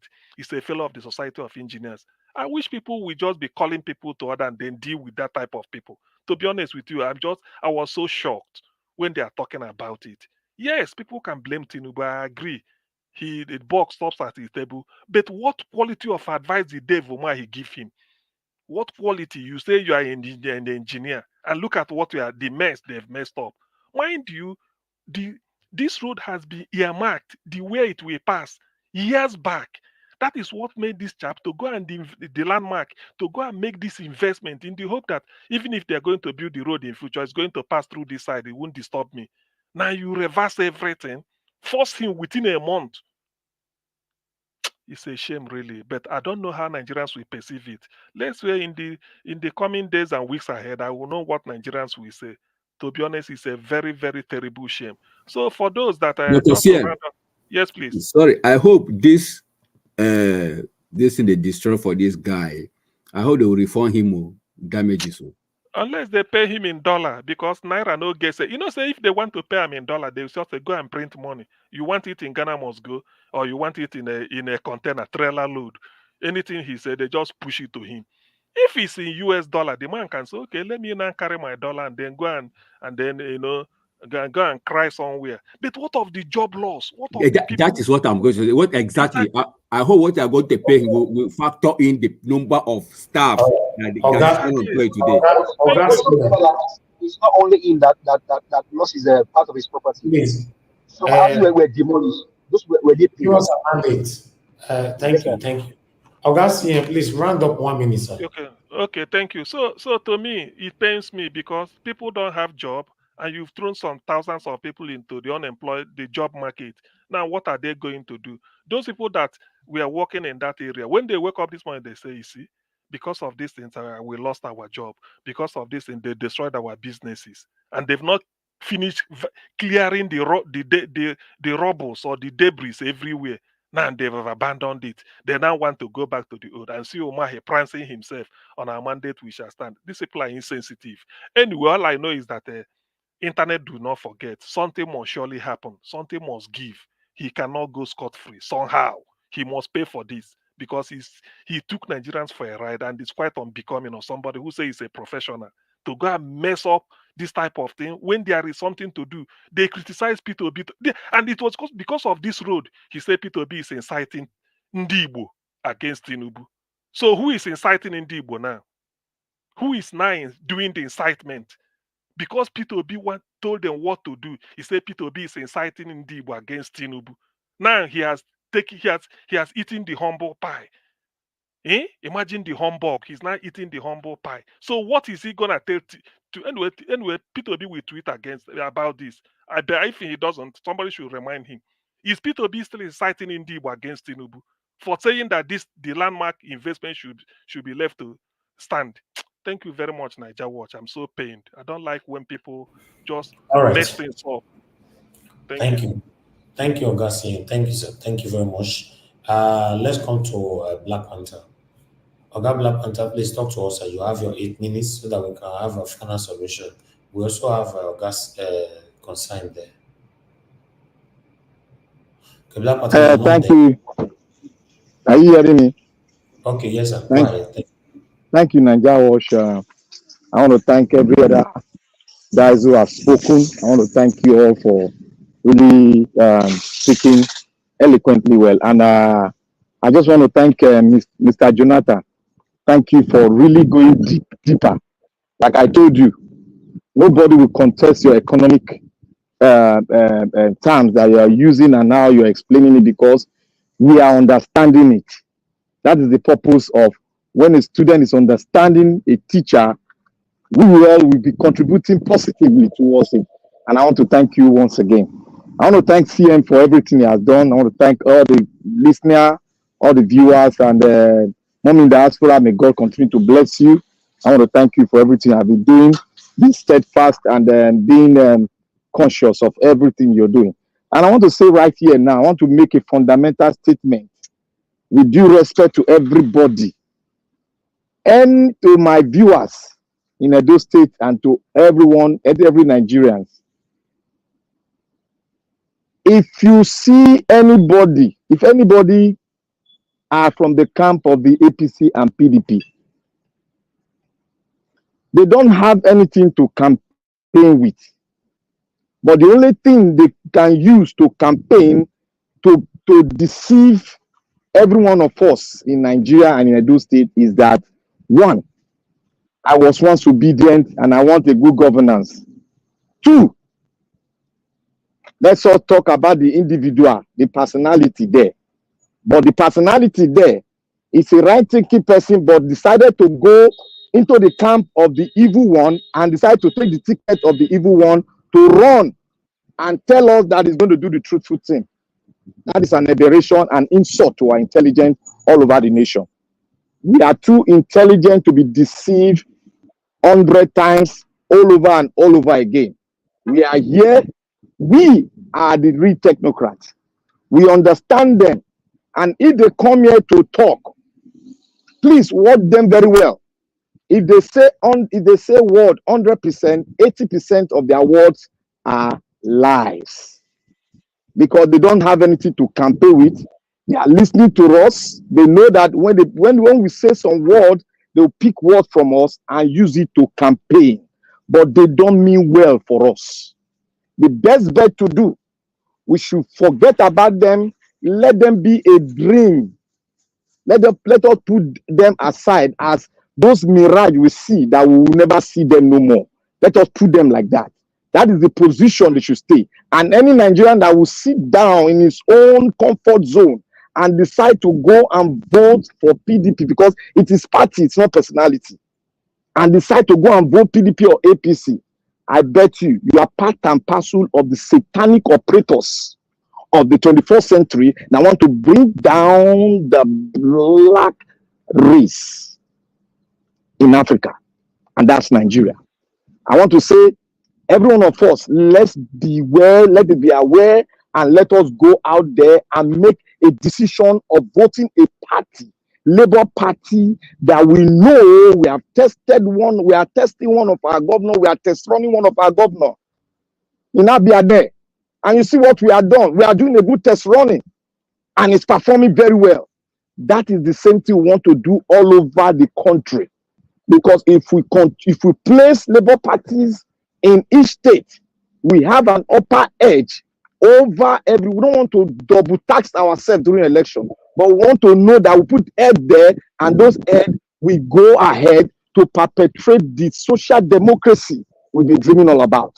And you can see the evidence. Like yesterday, I watched a video of the Aba women, market women. They were jubilating because that was the first time in their lifetime they will see light in their marketplace.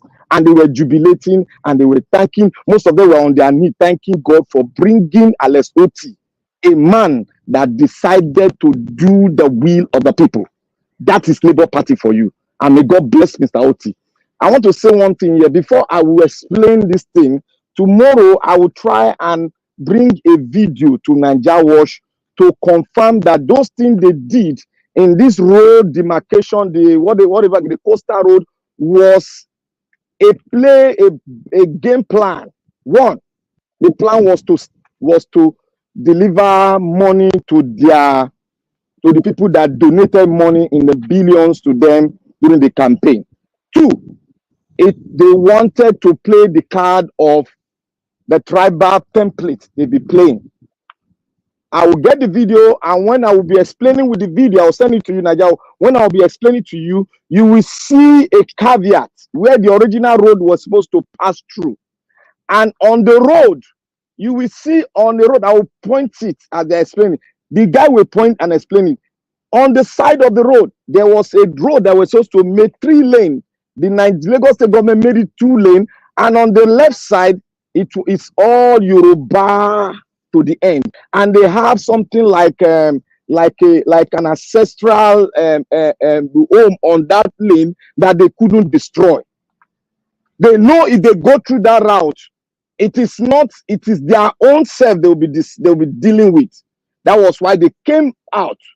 And one other thing again they take notice of was they wanted to expand the Atlantic Lagos City, whatever that city they are building beside the Beach. They wanted to expand it so that they can have somewhere a leisure place where the hoteliers they can use as a tourist center where they can play around. People can play around and have a good place like a tourist center beside the hoteliers they will build around those coastal cities. That is the purpose, and they've accomplished it, because if you see when they were building the road, they were sand filling. So they are deceiving us. That road, they stopped. There's a place they stopped that road there. They are going to turn it now. They didn't want to go further than that. The plan was to turn it, and that place they stopped there, and that's why the man said he's going to go. They are going to go back to the first normal plan. Okay, if you are a professional, you should have taken visibility studies. You should have taken all the ministries into regulation that put pipe bomb water, electric line, and all other things that might go the telecommunication line. You should have take that into recognition. You should have done the visibility studies that will bring those papers out so that you know you can't take it through this route. And one other thing that that is visible, we are talking about tourism. Tourism is a very massive money-making machine, and that is where Dubai is going into now. They want to stop the dependence on oil, and we have a coastal line that will bring millions of dollars into just Lagos State, not to talk of Nigeria as a whole. But this will decided to do their own judgment. And I want to say one thing: there's a big news now going on. If CM said this is the big news, this is not the big news. The big news is that I heard it. And I went into it. The National Assembly have just passed the bill. The state, it hasn't gone to the Senate. I think it's the Senate now. They have just passed a bill to change the Nigerian national anthem back to the colonial and national anthem we got before. They are back now. That is one of the big news. It will soon come because it has passed through the first house. If any lawyers are there, any lawyers are hearing me, if you're a lawyer, please attest to this.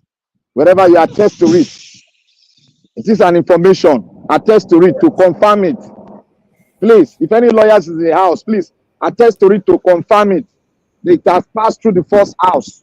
It is going to the Senate.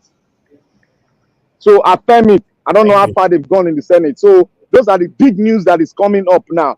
There is a pre-planned game that they're having. We don't know yet, but as we move on, we that are visionary will get them, will tell the world where they are going to. Thank you, Nigeria Watch. All right, Black Panther, thank you, sir. Thank you very much. Okay, we are having a final submission. A lot of people are giving their final submission already, but I'm still going to give them to 2 minutes. But let me come back to Mr. Jonathan. Mr. Jonathan, if you're still there with us, your final submission, 2 minutes, sir. Okay, Oga Chris, you're there. 2 minutes. Your final submission. I know you guys have using it already, but you don't have to respond to it. Okay, good. Oga F. Manu, are you there, sir? Your 2 minutes. Yeah, my brother, Miss Service, thank you so much for the opportunity again to Thank you, sir. to drop one or two words. I'm going to toe the area where you just mentioned about the power that lies in the hands of the constituency, as against the representatives. The truth is that, like they said, if you want to hide anything very important for a black man, put it in black and white, which is in a book. The Constitution is there for everyone to read, to know, for us to know our right. The truth is that, as bad as that Constitution is, if followed rightly, if followed judiciously, I don't think Nigeria will be in this mess we find ourselves. Because not every damn thing in that constitution that is completely bad. I know the constitution is skewed towards the elite, but at least there are still good part of it that is useful to ordinary Nigerian. So, but unfortunate thing that the politicians, they have succeeded in dividing us. The same people that we are supposed to be from the constituent that we're supposed to decide to call these people back. By the time they corner 1 or 2, 3 person behind and give them money, the essence is defeated.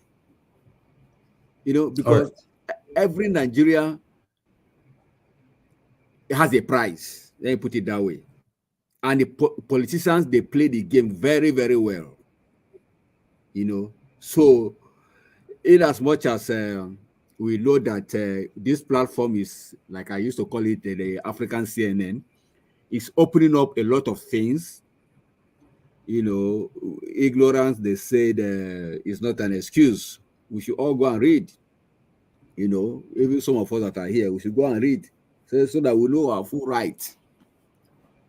So for me, I will toe that line and advise every Nigerian, please make our time, including myself, and devour the Constitution. What I mean by that, read it, eat it, cover to cover, if you can. Read it as if you're going to write an exam. Know the pros and the cons, know the do's and the don'ts. By so doing, you have armed yourself. Say education, knowledge is power. So it's very important, because by the time we keep wallowing in ignorance, these politicians, they keep using our heads. Let me say example like what is happening in my state, Rivers State. Those 27 or 25 lawmakers or so that defected to APC. If just like what you just said now, we voted you in to go and represent us under the platform of PDP, only for you to get there to change the goalposts. All right, thank you, sir. This would be the perfect position, perfect time for the Constitution to react and write to INEC, calling them back. That would have cut short all this rigmarole we are going here and there, ex-party order and all that. The people would have been the one that would have written, he said 25%, they will sign. Go from one constitution to another constitution, from one district to another district, and write. But unfortunately, we don't know. People don't know. That is the problem. So ignorance is also one of the things that is putting some people in poverty. Thank you, sir. Thank you, sir, my brother. Thank you. Thank you very much, Mr. F. Emmanuel. God bless you, sir. They like the listen. We're already doing our job by passing the right to information here. Let me call on the next person. Take one of my page out. The first one. All right. Augustine, please, your 2 minutes, final submission. Okay, thank you. Actually, I want to speak on Emefiele's travels. You see, normally Nigeria over dramatize everything. I know Emefiele cannot be innocent of all the charges, but the way they are going about it is what makes people regret or sort of is demean Nigeria. Normally, something like this should have been quietly. You serve Emefiele the charges, then take him to court, he gets a bail, then the trial goes on while something continues. All this idea of dragging tomorrow, this headline, he did this trial by the media, poisoning people's mind. Why saying this? I'm not defending him, neither am I sort of supporting him in any way. No, he should have his day in court. This nonsense should stop. We cannot just be doing things like that. Tomorrow, somebody served in a public office. By the time they start dragging him, people might even be having sympathy on him even when there are things he has a case to answer. But be that as it may, if people should tell Emefiele, you should not go down alone. I still believe that Emefiele did not act on his own accord. He has instruction from the high quarters. In other words, the commander in chief during his time, Buhari, must be aware of what he did. In fact, the instruction must come from him. He cannot just wake up and say, I want to change the color of the naira and decide by how much and the quantity to print. No. It must be either discussed in a council meeting or somewhere wider in which he will be given the instruction, go and do this or then bring it up. So I don't see this idea that all the people involved are not being subjected to public scrutiny. However, it might be that when the proper hearing starts in court, then he will sort of open the can of worms. But until then, let the rule of law take its course. Let's stop all this nonsense of messing people up as if maybe there's something to it. Law should take its course. Law knows nobody. That is what we are saying. Thank you. Thank you. Thank you very much, Garcia. God bless you, sir. Thank you.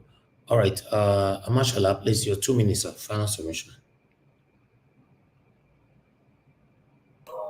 Yeah. My final submission is let me go to a landmark issue. That's I know we have all flogged the whole matter, and it's obvious that it was all about land grabbing, and that has failed. The issue that we're talking about, calling our senators back, I pray Nigerians have heard who spread the news that that's the only option. If you cannot protest, that's the only option we have to bring these people back. The national anthem, who it will help? Who national anthem help? Whether it's the old or the new, is it putting money in our pocket? And is it going to make the economy better? These are people that are looking for something to just say they have done something after 1 year. Next week, you celebrate 1 year. Maybe by next week now, they will attest to that bill, and then they'll sing the new national anthem on May 29. For him to have said he has done something. We have crooks in government, Nigerians. We have crooks. 2027, they were talking about is far away, and God help us to be alive to that time. And that's if there will be an election. It is now we have to take our country back. We cannot protest, but we can write, we can sign. We have a voter's card. The same voter's card you used to vote these hooligans in, we can still use that same voter's card to call them back. Nigerians that are listening to us, take it serious. Forget whatever is happening. That's the only option we have right now. An option has come up for us to all sign a letter that we want to recall all our senators back. Because if our senators are representing us, they will know that we are all suffering, and the president will be aware. Thank you. All right. Thank you very much, sir. God bless you. Give us a mandate. Are you there? Okay, Black Panther, give us your final submission, 2 minutes. My final submission is this. I want to ask the question again to everyone. Is Nigeria a country? And I will ask everyone to go and search what led to the breakage of Sudan into Southern Sudan and Northern Sudan. and why Northern Sudan is having a civil disorder today. Go and checkmate it, and you come to make your round conclusion that if we don't do the needful, the way we are going now, we are going to end up that way. But if we want to see a beautiful country, Nigerians have given you, and we all have concurred with the decision of the Constitution. I know you people cannot get a hold of the Constitution because they don't want you to have it. Because if you have it, no matter how bad it is, which is bad because the first statement of that Constitution was a lie. But we can use the ones that will make us go to a round table in that Constitution. Let us pull it out. Let us use it to checkmate our political talks that we have there and bring them back home and put people that their heads are correct, that believe in our ideal. And I want to say out there to everyone that want a new Nigeria, which is in Peter Obi. But what we are saying, if any one party, PDP, APC, come to you, if they say 100 things, 80% is lie. Go and fact check them very well. They don't have anything to bargain with the people anymore. They don't have any political gimmick, but all they have is lie because they will never change. They are political prostitutes. They don't believe in the country. They don't believe in the unity of the country, but they believe in sucking the country and making it dry. So to we, the patriots that are out there in Nigeria that are fighting, that are out in the diaspora that are fighting, we should keep on fighting and make use of the portion to bring back those talks that are in the National Assembly back home, and let us put the right people, LP and LP only, or LP and other parties. But PDP, APC, they are rotten dustbin. They belong to the bin. Thank you, Nigerians. Thank you, Nigeria Wash. And I thank every patriot that is speaking their minds out. May God bless every one of us. All right. God bless, and God bless you, sir. Thank you very much for all you do. Appreciate you. Appreciate every one of you right there. Madam Patricia Tagojumi, Oga CM, Mr. Jonathan, Oga Chris. But I don't call you, no answer me, sir. Oh, I didn't hear at all. Okay, go ahead. Your 2 minutes. Thank you. Okay. Yeah. Good evening, everybody. And once again, yeah, well, I'll just use these 2 minutes to admonish us. You know, we've been saying that to protest is dangerous, this, that. Now, there is a section of the Constitution that we can actually employ non-violence means to activate. You know, it's as easy as it is. And no matter what it is, we can try to play our own role by trying to activate that section of the Constitution. We see how it goes. And moreover, this is the whole essence of having a viable political party. Because if you have a political party that knows its onions, you know, this ought to be a vehicle that political party can use in recalling back erring members that the party has voted into power. But unfortunately, most of these political parties, they are just what they are. The leadership, they are all the same with the people they've given the mandate to. So people, we can actually do something for ourselves. We cannot throw our hands in the air and assume that we cannot do something. We can actually do something. So this expository today that Mr. Nanjawach has brought to the forefront is something we all should try and activate and see how it will work for us. We understand that our country is lawless and the people don't simply care, but we should keep on sustaining the pressure, and hopefully one day and something will click. As for the case of Emefiele, it's a constant reminder. I just finished saying that it's a nation of no law. Because I cannot see why, if somebody is corrupt, you take him to court, let him face the court, and do what you are supposed to do. Gather the evidences and do what you are supposed to do. And in contrast to Emefiele, Sanusi that just made the Emir of Kano. We know what he did during his tenure, worse than Emefiele. Sanusi was dashing out money to whoever cares, donating money, CBN governor, the same thing. Let's not forget that it was the week that he was to be arrested that they quickly made him an emir. So that has been his style, because Nigeria is actually not for everybody equally. There are the owners of Nigeria, there are the slaves to Nigeria. And most of the time, we can actually choose which of the group that we fall into. Even if Nigeria has made us a slave, we can fight to come out from these slavery parts and make sure that Nigeria works for us in every ramification that it ought to work for us. So that is why the leadership selection process is something that we all should participate in. It's not a question of I don't believe in politics. No, if you don't, the fools in the streets, they will become your leaders. So the leadership process is important, because it's only when you elect the proper leaders that is when you are sure that you are even on the right direction. It's not even a foolproof guarantee that things are going to be better.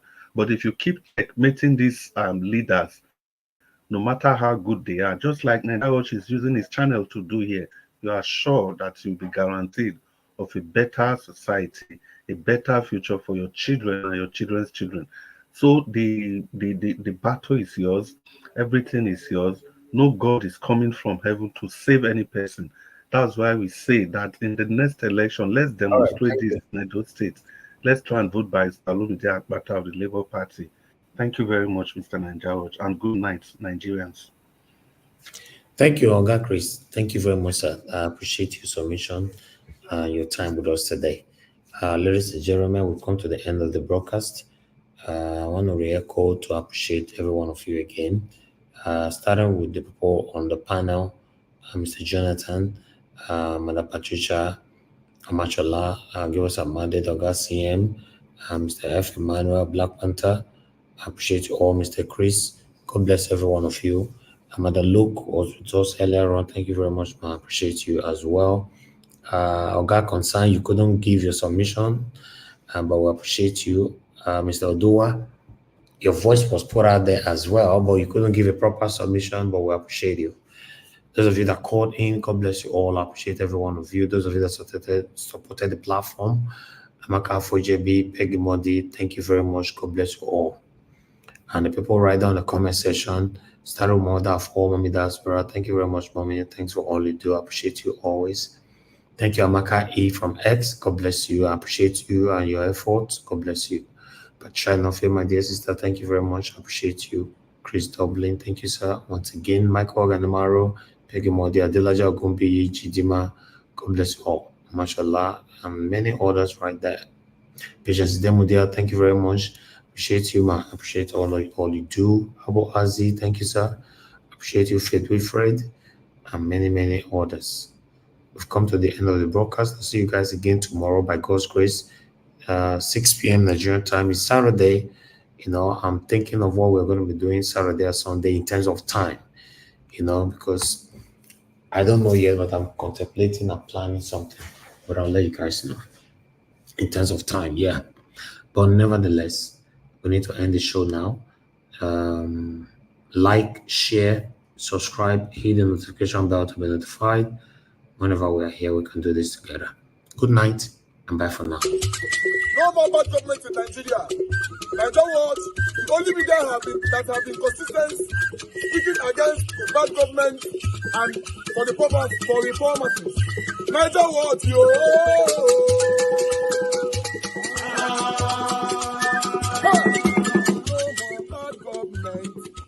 No more bad government. Nigeria what? No more bad government. Nigeria what? No more bad government. The only media that have been speaking. No more bad government. The voice of the voiceless. No more bad government. No more bad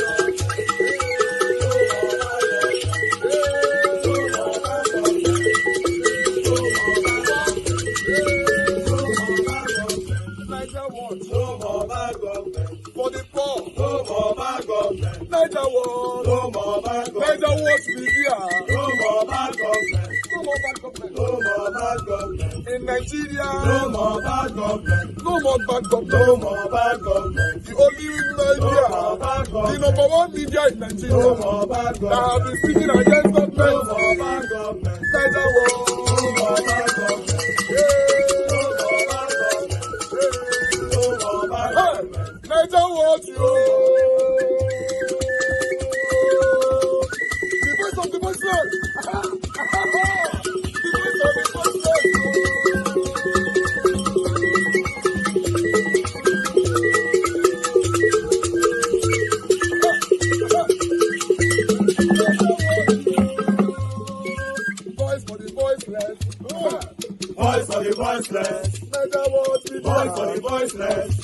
watch media. The only media that have been speaking against bad government. Being consistency since 19 Borogodo. Voice for the voiceless. Voice for the voiceless. Umuwame. Voice for the voiceless. Umuwame. Voice for the voiceless. Voice for the voiceless. Voice for the voiceless. Voice for the voiceless. Voice for the voiceless. Voice for the voiceless. I don't want you. We have been seeing all you guys have been doing. And we recommending to everyone in Nigeria, saying that you guys are the number one. I don't want you.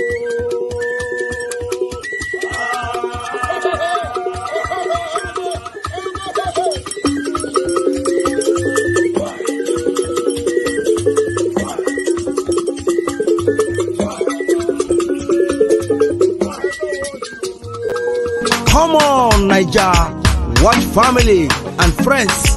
Let's do this together. Anything you put your hands is blessed. As you press thumbs Anything up. you put your hands is blessed. As you do thumbs up, favor will locate you. Praises will locate you. Anything you put your hands is blessed. Is blessed. Is blessed. Come on, Niger, watch family and friends. Let's do this together. Anything you put your hands is blessed. Evil will run away from you as you press thumbs up. God will favor you. This week we favor you. Every day we favor you. God will do new things in your life as you press thumbs up. Amen. Amen. Amen. Amen. Come on, Niger, watch family and friends. Let's do this together. Anything you put your hands is blessed. Amen, amen, amen. As you press thumbs up, amen, amen, amen, amen. As you press thumbs up, amen, amen, amen, amen. See your wife, he go they gbadu you. Friends, he go look up to you. Every blessing go they follow you. Oh yes, as you press thumbs up, the calamity go run away. Oh. Bad thing go run from you. Everything go come better, better, better. So far make you just do thumbs up. Oh yeah, do thumbs up. No, no, no, no, no, no. Amen, amen, amen.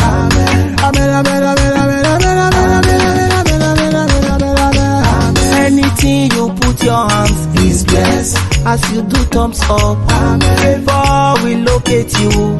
Praises will locate you. Anything you put your hands is blessed. Is blessed. Is blessed.